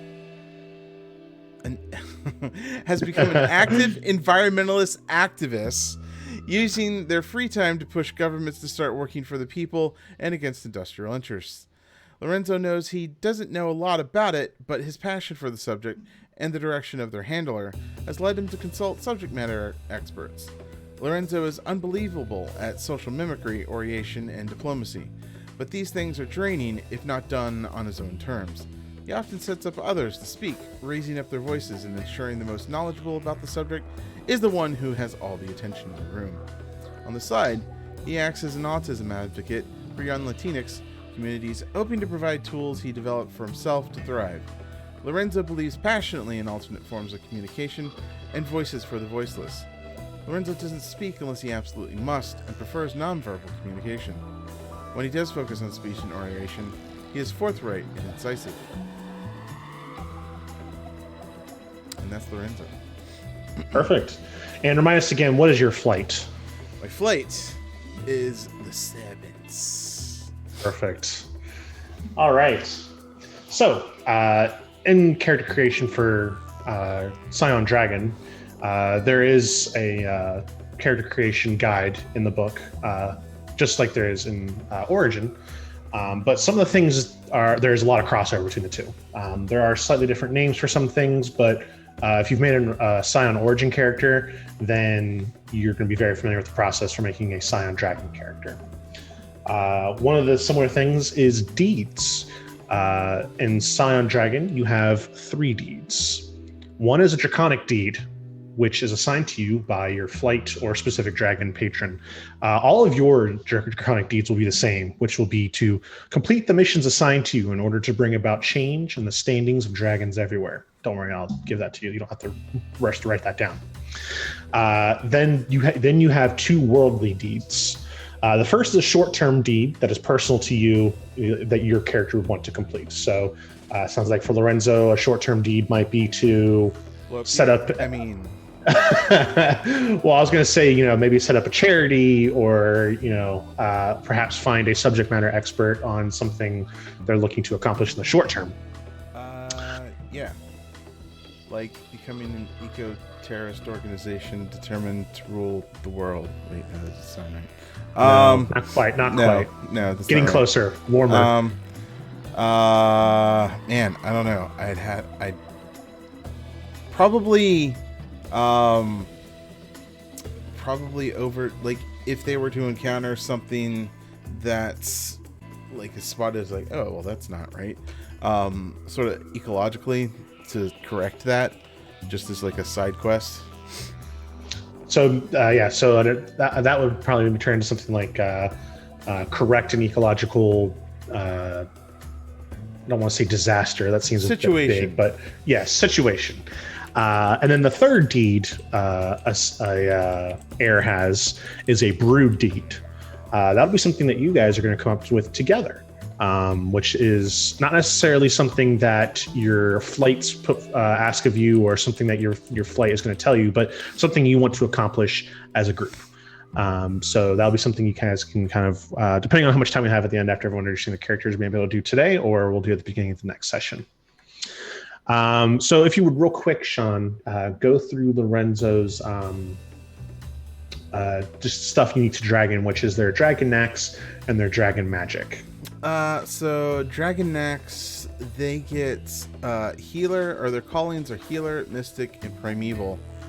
Their knacks for Healer are Herd Immunity, Rapid Growth, Violent Purification. For Mystic, it's Omnicolot Translation, which I remember that one. Basically, they can talk in any language. Useful. Primeval is Calling Wind and Flame, Messenger of the Infinite, and Purifying Force, which I remember reading that one was like, if there's just a poisoned area or an aberrant area, they can like purify it so it's normal. Useful for someone who loves the world. Yes. The purviews are Animal Control, which is Master of Beasts, which is exactly what it says. Elemental Manipulation, Earth, Adamant Bonds, which that was like I can bind to something and it protects me. Animate Earth, you can animate Earth. Purification, Purify an Organization. This one I remember is from this morning when I was reading it, is I can literally like take a cult and turn it into a force for good for almost an infinite amount of time. So that's cool.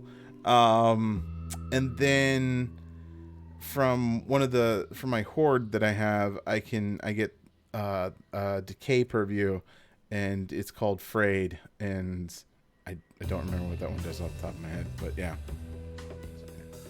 Perfect. Yeah, so another thing I wanted to mention was Scion Dragon also has paths, just like Scion does, regular Scion does, which you have your origin path, which is your upbringing, how you were raised, your early life. Then you have your calling path, which is what you did before you were bequeathed by a dragon. So kind of, in Lorenzo's case, a calling path would be as an activist. And then you have your flight path. So that's the path that you are set on once you were bequeathed upon by your dragon or your flight. And each of those give you different skills to, just like in regular Scion, they give you different skills that you are proficient in based on, things you learned from your past, where you are now, and where you're going in the future. So I would just like to say that I picked this character blindly. All I knew is I read serpents and was like, I'm doing serpents. So my persuasion is 5 dots. It seems to be a running theme for most of the characters I'm playing now. So, yeah. Perfect. Sounds like someone's Mr. Charisma up there. Slightly. All right, perfect. Thank you, Sean, for going over your character. Blue Charisma. All right, next up's gonna be, I'm feeling Steven. Okay, I am also playing a pre-made character that I went just entirely off of reading Joka.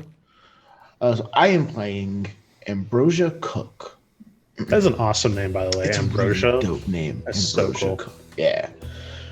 Everyone in bed. Let's start already. Here we go. Every one of Ambrosia's report cards in elementary school came back with the same notes.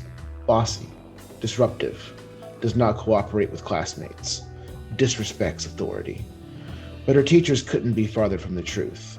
It was never that Ambrosia disrespected their authority. It was that she found it lacking.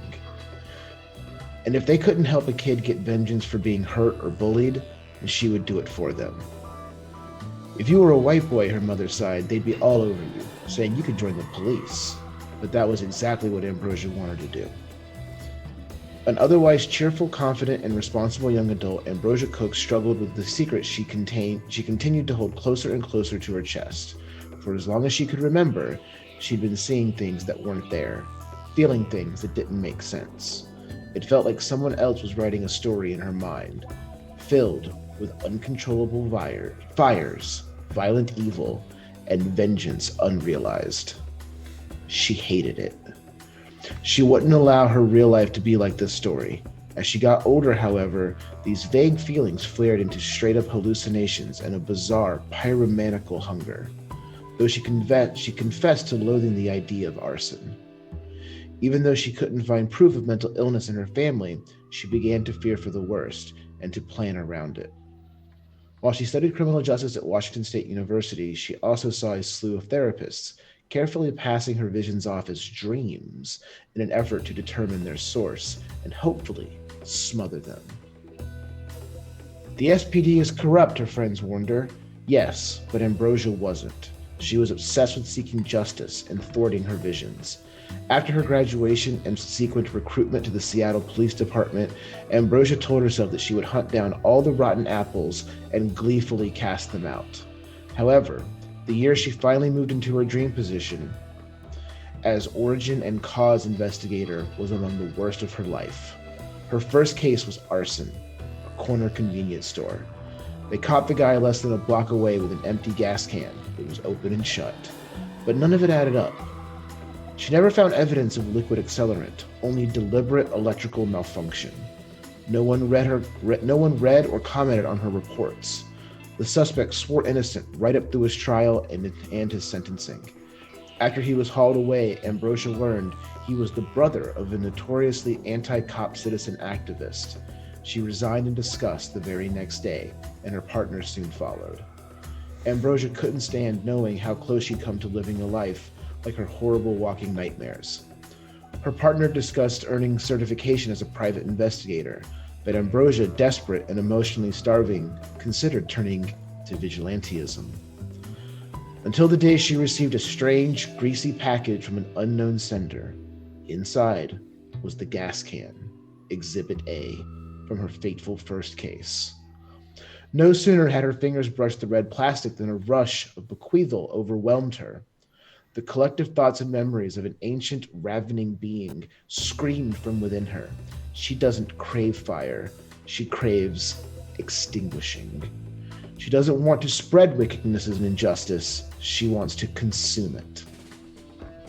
Now awakened to her still barely comprehensible existence as kin to these crime-eating dragons, Ambrosia Cook commits herself to working full-time at the investigation and consultant office with her old partner. Ambrosia hasn't told her yet exactly what caused her sweeping personal changes, and Ambrosia herself still doesn't have a guide for her new abilities. But the two make excellent use of their old contacts in the force and the growing reputation as dogged, determined, and impartial criminal investigators. Ambrosia's hungers are sated for the time being, but her dreams and visions never stopped. Ambrosia is a young black woman in her late 20s. Light brown skin is dusted with freckles, and her hair is always tied back in a loose casual bun. She is short but powerfully built and happy to dress however she pleases now that she doesn't have to wear a uniform. That said, her outfits are still a professional mix of business casual and thrifty streetwear. She's constantly chewing on something. Gum, ice, pin caps, leftover bones from lunch. A sign of her hunger. So yeah, Ambrosia Cook. And remind us again what flight you're part of. The Joker. Excellent. All right. You wanted origins, callings, things like that? Yes, please. So, my origin is the reincarnation of a lost dragon. So yes, I am the only reincarnated one in the group. Mm-hmm. It was to my knowledge, at least. Yes.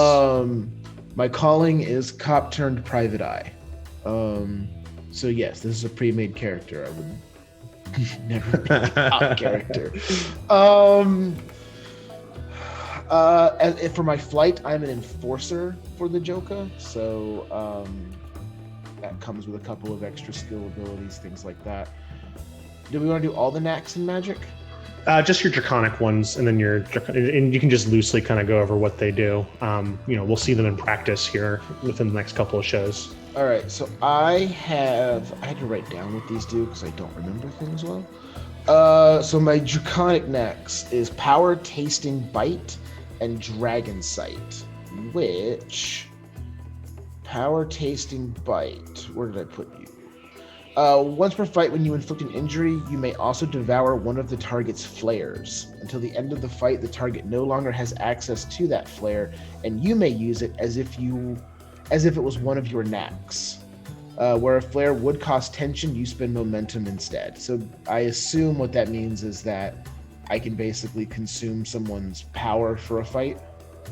Yes, I believe so. A flare. I'm not sure exactly. I'm assuming that's what the bad. I'm assuming that's what the bad guy powers are called. Most Tyler likely. can correct me if I'm wrong.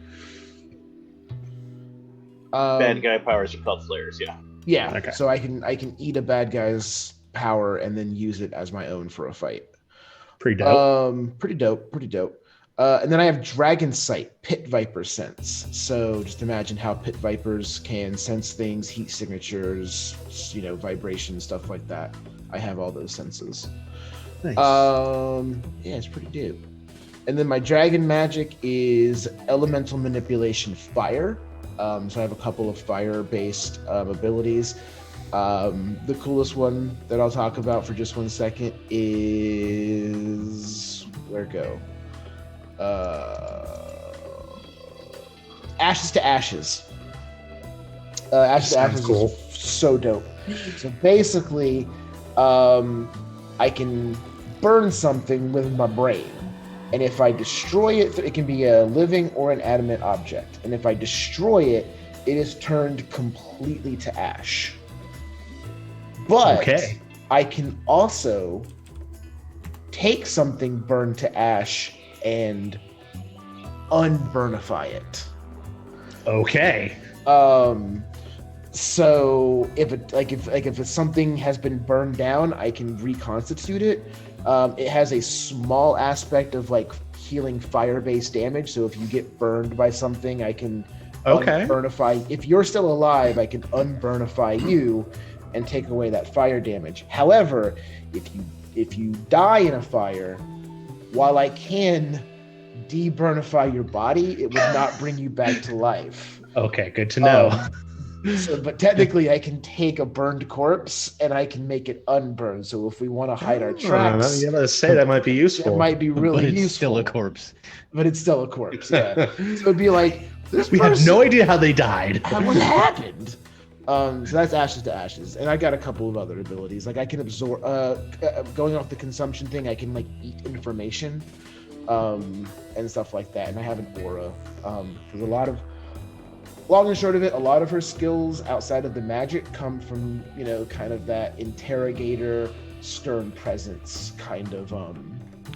So she can make a room really uncomfortable with just her presence, and then she gets advantages if she drops because there's a social scale, I think, for each scene. You can have a positive feeling or a negative feeling.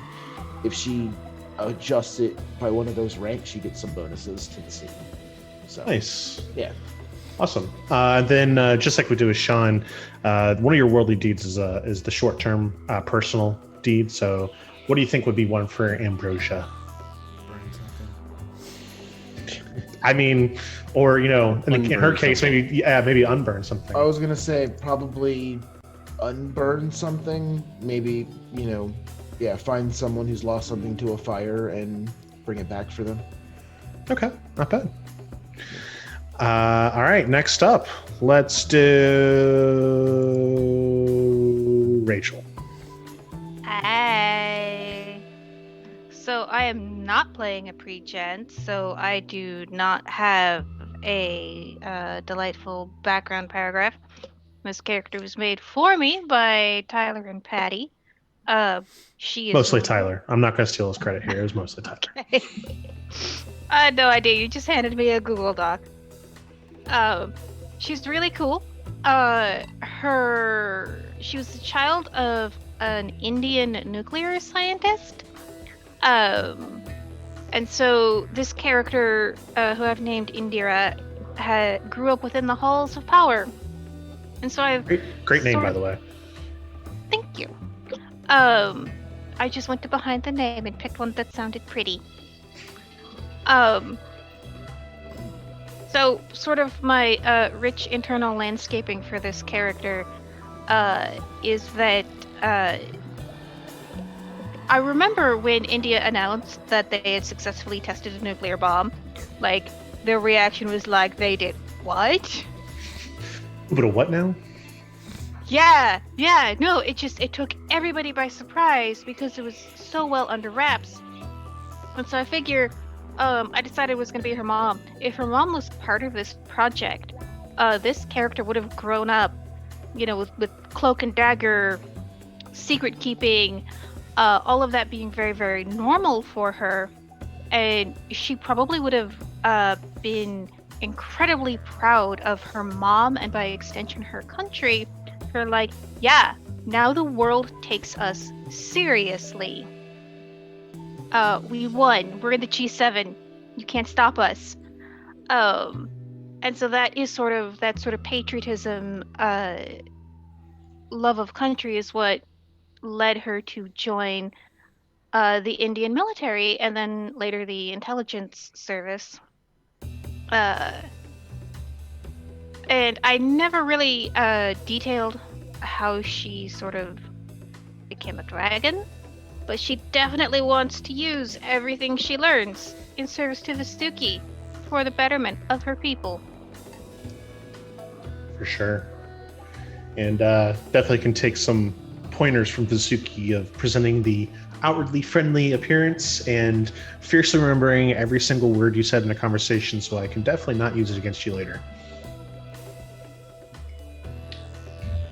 Yeah, I feel she was probably given a puzzle by Vasuki, pretty much to test that she had the right instincts and the right resourcefulness. Perfect. Yeah, that seems very much so a way of doing a bequeathal by Vasuki. So, as we went over earlier, Rachel is Naga, which Yes. if I would make a dragon character, I would definitely make a Naga flight character. And what are your callings? So callings, those would be the paths, right? The right above paths, so callings. Oh, callings, there we are. Mystic 2, Ruler 1, and Judge 2. Fantastic. And then so you can your paths after that. Yeah, it looks like I've got some really cool custom paths. My origin path is I am the child of an Indian nuclear scientist. I get academics, science, physics, and technology. My calling is an Indian operative, a spy in Kashmir. I get close combat, firearms, and subterfuge. And my flight calling, gather intelligence on enemies of the Naga, culture, survival, and subterfuge. Awesome. Then if you just want to kind of go over just your draconic knacks and dragon magic, the stuff that's going to be new for Dragon Scion. Yeah, so my draconic knacks are Snapping Hydra's Form, Skink's Regrowth, which if I read it right, at some point I might get a second head. Okay. Like, that breaks the masquerade, but cool. Very Naga of you, yes. Draconic Majesty and Dragon Sight. And then my dragon magic is teleportation, weather control, and understanding. I know the spells of lethal weather.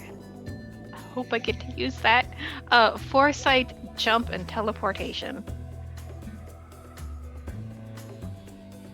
Okay. Fantastic. Sounds like you've got some very awesome tricks up your sleeve for when that perfect visage is broken and the claws and heads need to come out. Oh, it's snapping Hydra's form, in which I might permanently get another head. I'm excited. I kind of want that to happen. We're going to see how that works. I want that. Yeah, well, that's the transformation level. So, yay. Okay. And then just like we do with Sean and Steve, what do you think would be your worldly deed that's short-term and personal to you?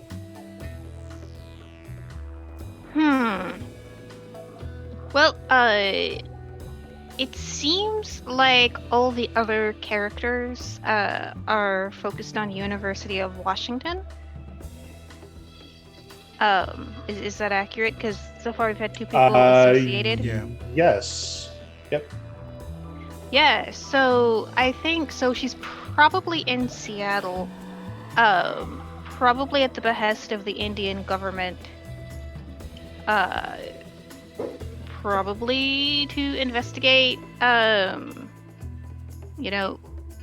maybe there are some hints that their science department might be working on something interesting and cool. Go grab a USB of some cool and interesting data. Okay. Perform spy act of some sort, namely information gathering. Alrighty. Perfect. Well, 3 down, 3 to go, viewers. Who should we hear from next? I'm thinking let's hear from Ever. Me? You.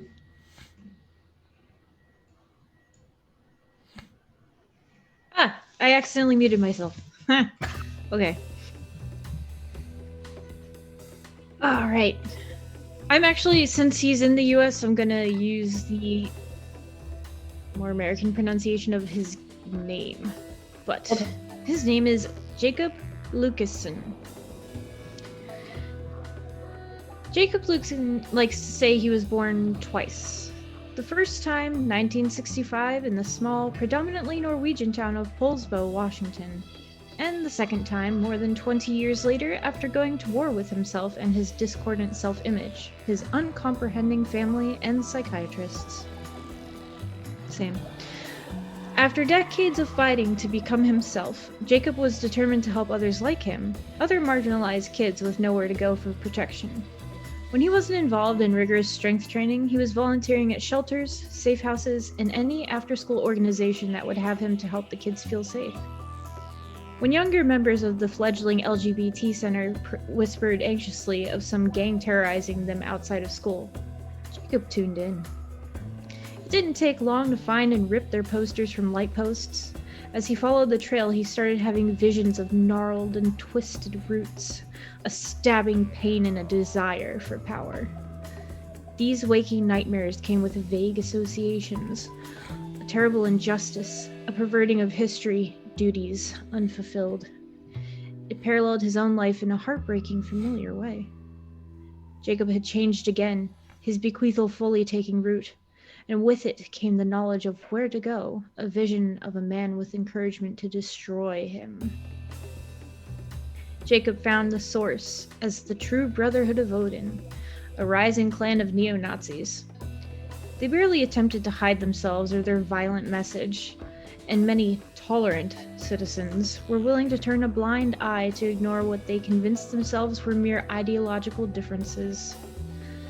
From what Jacob heard, the Brotherhood was fast becoming a city fixture, an open secret, and a threat dangling over his kids.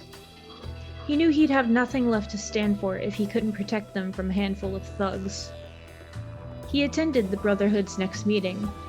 The brother who greeted him at the door was a big Swede with a biker vest made of worm hide.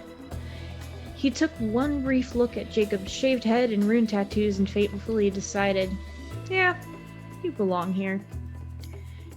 Jacob learned this was a son of Odin, an honest one, in the flesh, with all the attendant powers and privileges, but his semi-divine status didn't exempt him from the Brotherhood's antagonism.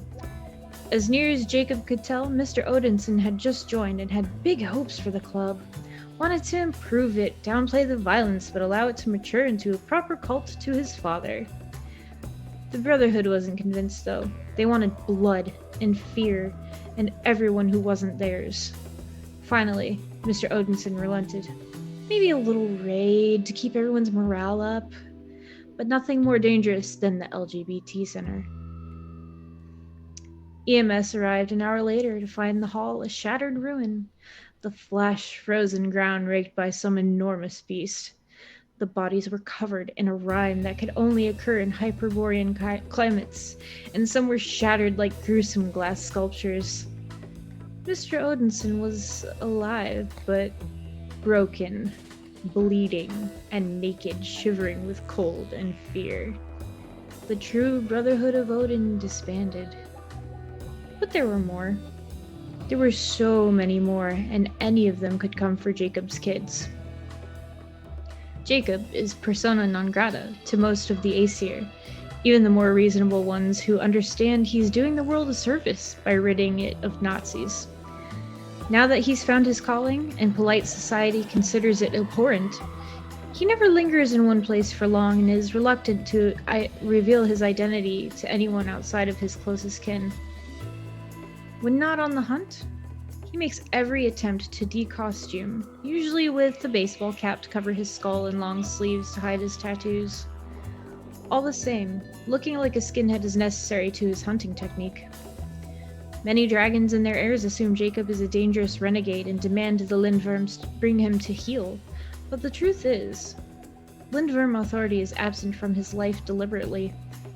He's already doing a great fucking job without them. So his description. Jacob is a white man in his early 50s with a broad, solidly muscled body. His steely eyes, shaved head, and dour expression can make him look alternately like a thug, or a modern paladin. He prefers faded jeans, heavy boots, and clean, short-sleeved shirts. He wears a relic in the form of a patched biker's vest made of worm hide. Blue-black runic tattoos cover his arms, and his facial hair is meticulously groomed and now grows in 4 natural colors. Awesome. That is quite the great character backstory there. Punching Nazis! Punching Nazis! That's the best! And yes, Jacob is from the Lindworm fight, and if you could tell from the subtle nods to the history of the great Nidhogger that ever read earlier, he is specific to Nidhogger. So do you want to go over what Jacob's callings are? Sure. I am not familiar with everything about them. That's okay. But I can read them off to you. Yeah, just read them off. Scrolly. Okay. So his there's 2 things on the document. One says calling, and then the other says callings. Right underneath his name and flight. Okay. Callings are Destroyer at 1 dot, Guardian at 2, and Predator at 2. Awesome. And then, if you want to go over what his draconic knacks and his magic are. Yeah. His draconic knacks are Brutal Might and Devastating Dragon's Presence. And his draconic magic are Avarice, Decay, and Elemental Manipulation with a specialization in Frost. Awesome. Very Nidhogger of him. Perfect. So, like we did for the others, what's a short-term personal goal Jacob might have? And I will totally accept the answer, punch a Nazi. Punch a Nazi! The correct answer.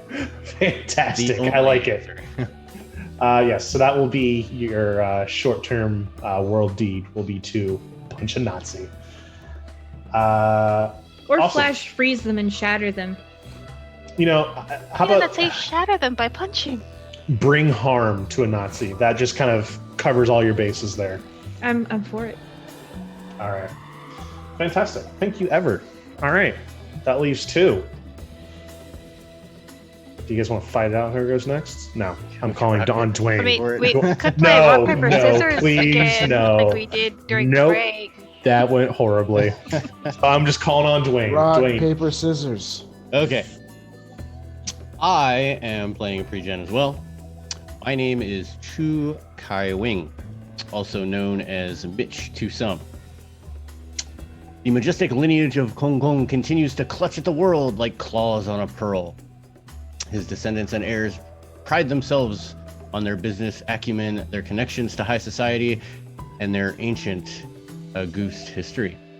I am Chu Kai Wing, a son of the Chu family, and I was groomed for a life of well-born, exceptional service to our hidden patron. When I showed promising signs of eventually earning an inheritance, my family practically burst with pride. As I grew older, however, it became apparent that I was going to be a challenge. Among my friends in Hong Kong, I used the name Michigan, half ironically and half out of young reverence for treasure hunting action folks. Somewhere along the way, however, my Harrison Ford idolization wires got crossed, and exploration and history promised by archaeological studies still fascinated me. But more than that, I craved the illicit adventure of outwitting traps and outrunning guards. My infamy as a high society renegade soon outshined my reputation for being a bookish flunky of the uptight Chus, and I leaned into it as much as I could. When I wasn't flirting, driving too fast, or simply being idle, I was breaking and entering for the sheer fun of it. I was only caught a few times, but my parents had the wealth and connections to bail me out, but little patience to continue doing it. So when my irrepressible love of world history drew me to study abroad, my family was more than willing to abandon me to Stanford's care. I continued my semi-charmed life abroad, flirting with every pretty thing and interesting society I could gain access to, ignoring the vast majority of most of my responsibilities, and generally content to just be everyone's foreign fling. And it was this careless attitude that led me to accept a fateful invitation to a student historians meeting. It bored the hell out of me. But the drinks were free and the company was attractive enough. But it was all early major 200 level discussion. But when one of the attendees started bragging about her father bringing something back from his visit to a Shang Dynasty tomb, I forced myself back into the conversation. Of course, she had it with her. It took no prompting at all to convince her to bring it out of the crate that she had carted to the hall, pry it open before a meeting full of gaping spectators, and produce a bronze urn, or a bronze Zune vessel, thousands of years old. I found myself seething at the sight of it, being passed around like an amusing curio. Everyone agreed she should keep it in their meeting hall. They could even get a proper glass case for it at some point. I had no intention of letting it get that far. In the pre-dawn hours, I bypassed the hall's locks and pitiful security system to see the Zune vessel myself. My intentions had already been to reclaim the artifact and ship it home. Certainly someone in my family would know how to return it. No sooner did my gloved hands brush the ancient bronze, however, an inhuman prehistoric whisper filled my head. The moment I had unconsciously dreaded my entire life had come. I was being offered a bequeathal. The vessel was repatriated anonymously years later. I since graduated Stanford's history program despite my best efforts, and I now receive regular missives from my patron and their allies, instructing me on what to steal and from where. These missives also demand that I safeguard these stolen artifacts within my hoard, but so far, I have repatriated each and every one of them to their places of origin, much to my family's disappointment. Despite my talent, I have yet to leave a distinguishing clue or a calling card behind.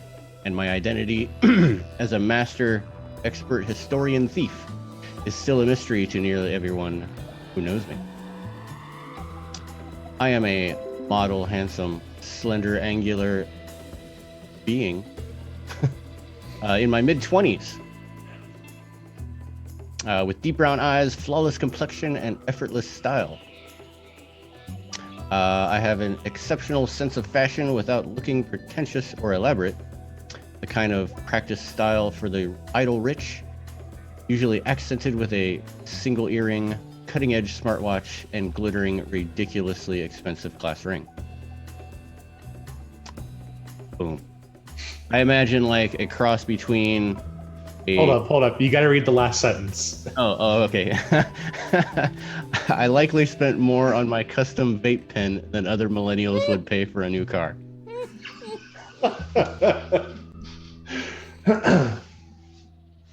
Yeah, I imagine a Chinese one bean mixed with Derek Flint. Okay. And remind us again of your flight and your patron. So my flight was Long, and my patron was Hong Kong. Perfect.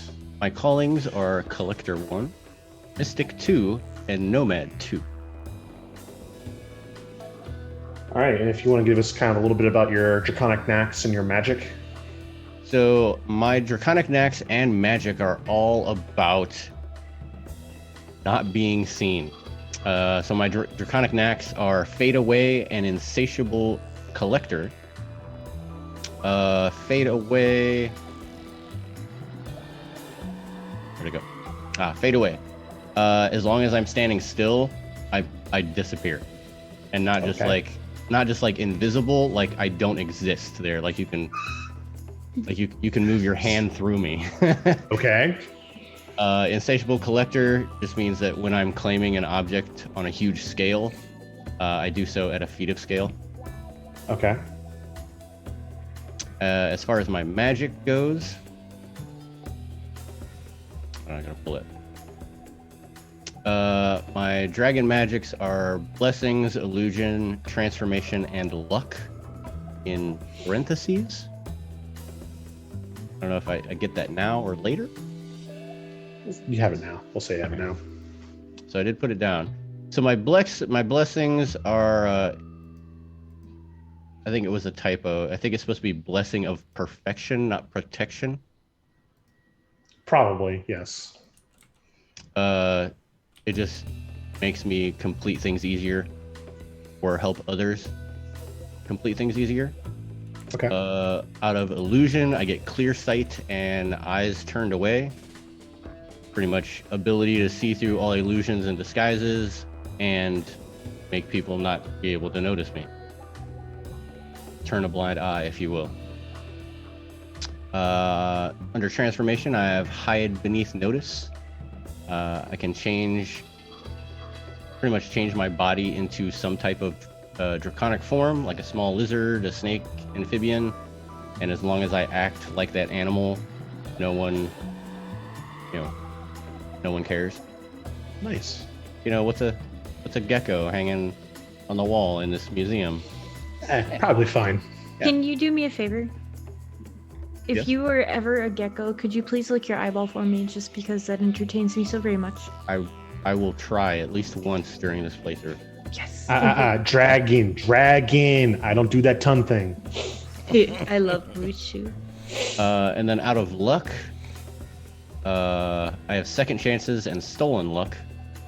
I'm able to help someone, or no, if I have a negative attitude with someone, I can pretty much wipe that clean with Second Chance. And then with Stolen Luck, I steal somebody's luck and impose the unlucky condition on them and get bonuses to my rolls.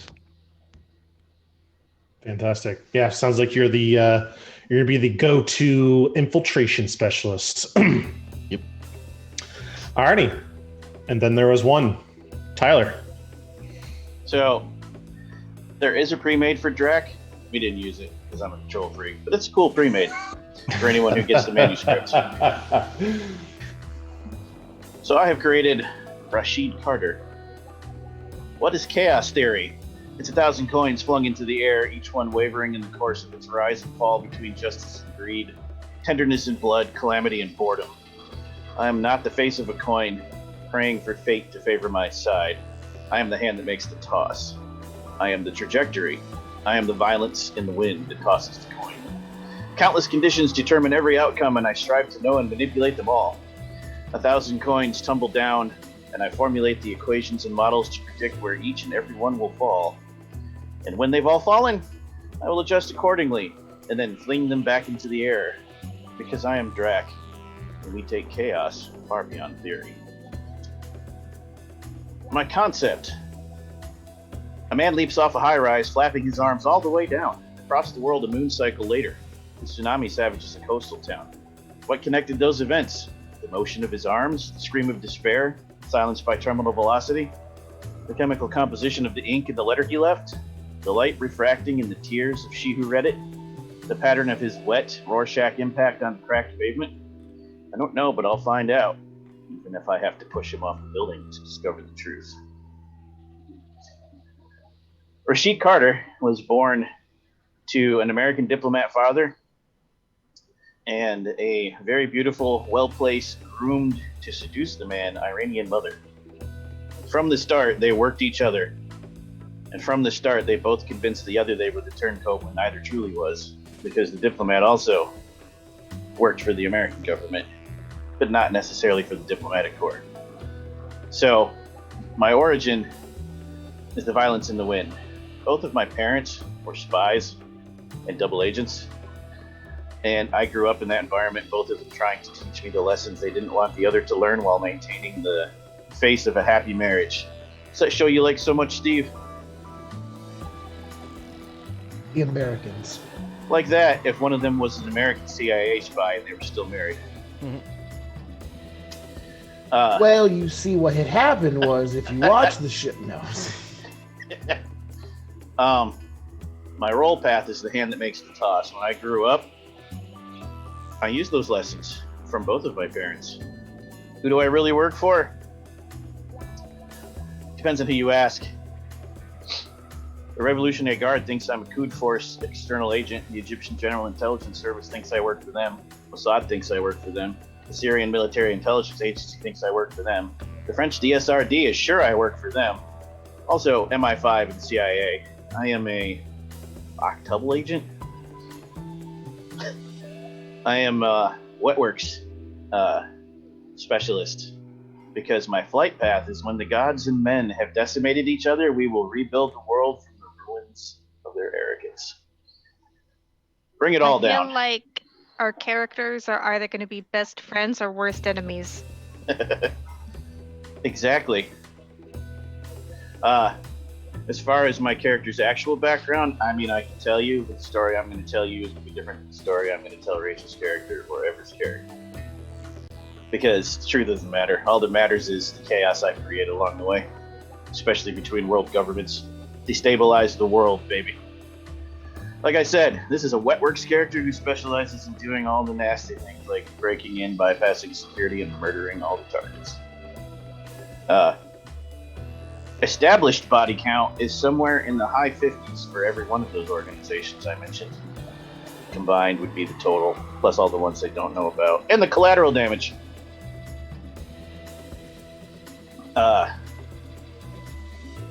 Dragon magic for the flight would actually be Pandemonium, Fire, Flight. I'm sorry, Fire, Fear, and Understanding. We have swapped Fire with Illusions because there's a lot of fire in the party and we wanted some variety. So, and I also have Dragon magic from my Horde, which includes the Fang of Tiamat, which was given to me by another very mysterious agent who taught me some of the best tricks I know when I was a very young dude, still trying to make my way through the dark world of CIA training. He seemed to appear out of nowhere, taught me a lot of valuable lessons, and left me his personal weapon. And she said he had taken through two major wars with him. Looks like a K-bar, except when it doesn't, when it looks like a dagger, except when it doesn't, when it looks like a sword. And yeah, the Fang of Tiamat is what my bequeathal was.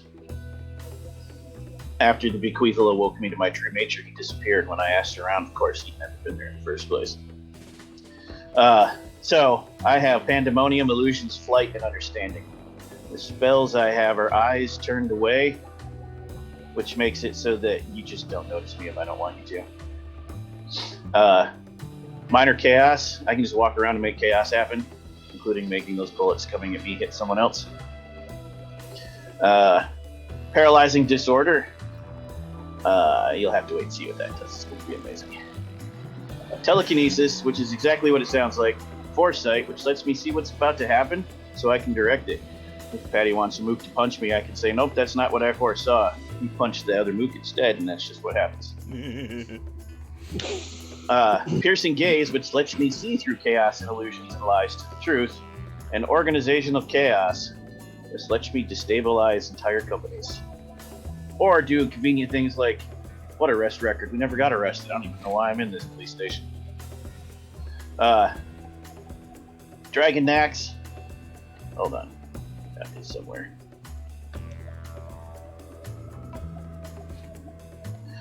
He doesn't mess around. He has Dragon's Breath, because somebody needs to be able to breathe like a dragon in this game.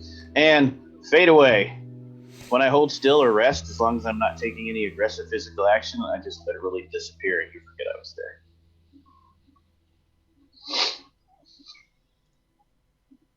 Perfect. Yeah, so it's going to fall to the fact that Tyler's character is probably the most experienced of all of you as far as going on these clandestine missions. And may or may not be the linchpin to your brood forming here. So, we have heard from all of our characters about their flights and their characters themselves. And I forgot to tell you, Patty, I gave you one other thing you'd asked about. Wetworks guy needs a name. I haven't figured out exactly how to pronounce that in Farsi yet, so I'm not going to try. But it's the Bloody Whisper. And as far as his appearance, he looks like a young Naveed Negabon. If you look that up, you'll know who it is. He's a creepy villain guy in almost every cool movie you've ever seen, probably. Okay. Perfect. Yes. So, that's pretty much all I had planned for tonight.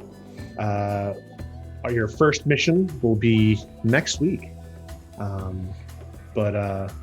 Yeah, we'll go ahead and wrap it up for the night. I want to go ahead and say it has been a pleasure detailing the awesome stuff that is Scion Dragon. If you haven't already, go check out the Kickstarter. It's amazing. You can choose the Kickstart Just Dragon, just Mythos, or both of them. It's already been funded, but every additional pledge gets us closer to more and more stretch goals, which just unlocks more stuff for each thing, which just makes more content that makes your games more better. So you should more donate. We hope that you will consider that. We also hope to see you next week when our brood gets their first mission, as well as we'll go over how they were formed and what their goals might be that are put forth in front of them. I want to thank our Patreon supporters, Weapon M, Don Arnetto, and David. And now we'll hear from our players one last time. What's your name, your handle, your character's name, and where people can find you outside of Robotos? I'm at Space Lord PJs. You can find me GMing tomorrow for an Infinity show. I'd like to put forth the vote with our brood that we're called the Rude Brood, which sounds awesome. Also, I'm going to play Lorenzo, the Serpent. Hey everybody, I'm Ever, and my pronouns are, as always, they, them. You can find me all over the internet as Changeling Ever, and you can find me on Etsy as Neat & Co. Designs. Neat as in, that's a really neat jacket you have, Ever. And yes, thank you, I got it at a thrift store. It was not, in fact, 99 cents. Anyway. Really cool pins. Yes, thank you. Also, I did not mean to say yes, thank you, but thank you.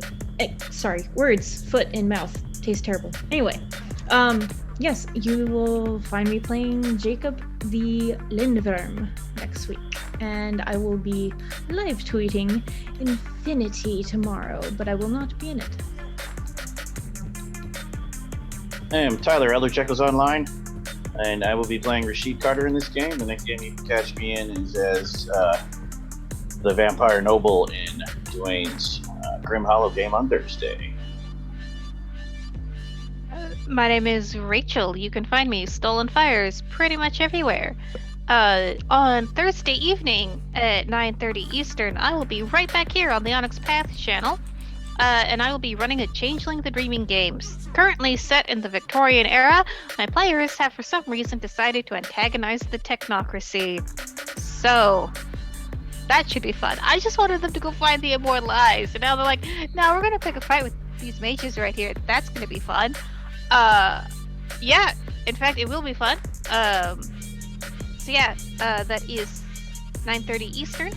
And then on Sunday, I'm gonna be playing in the White Walls, Mage 20 Cult Mythos mashup run by Tyler. It's gonna be super Gnostic. I'm so looking forward to it. You might call it awesome. Mic drop. I'll take it.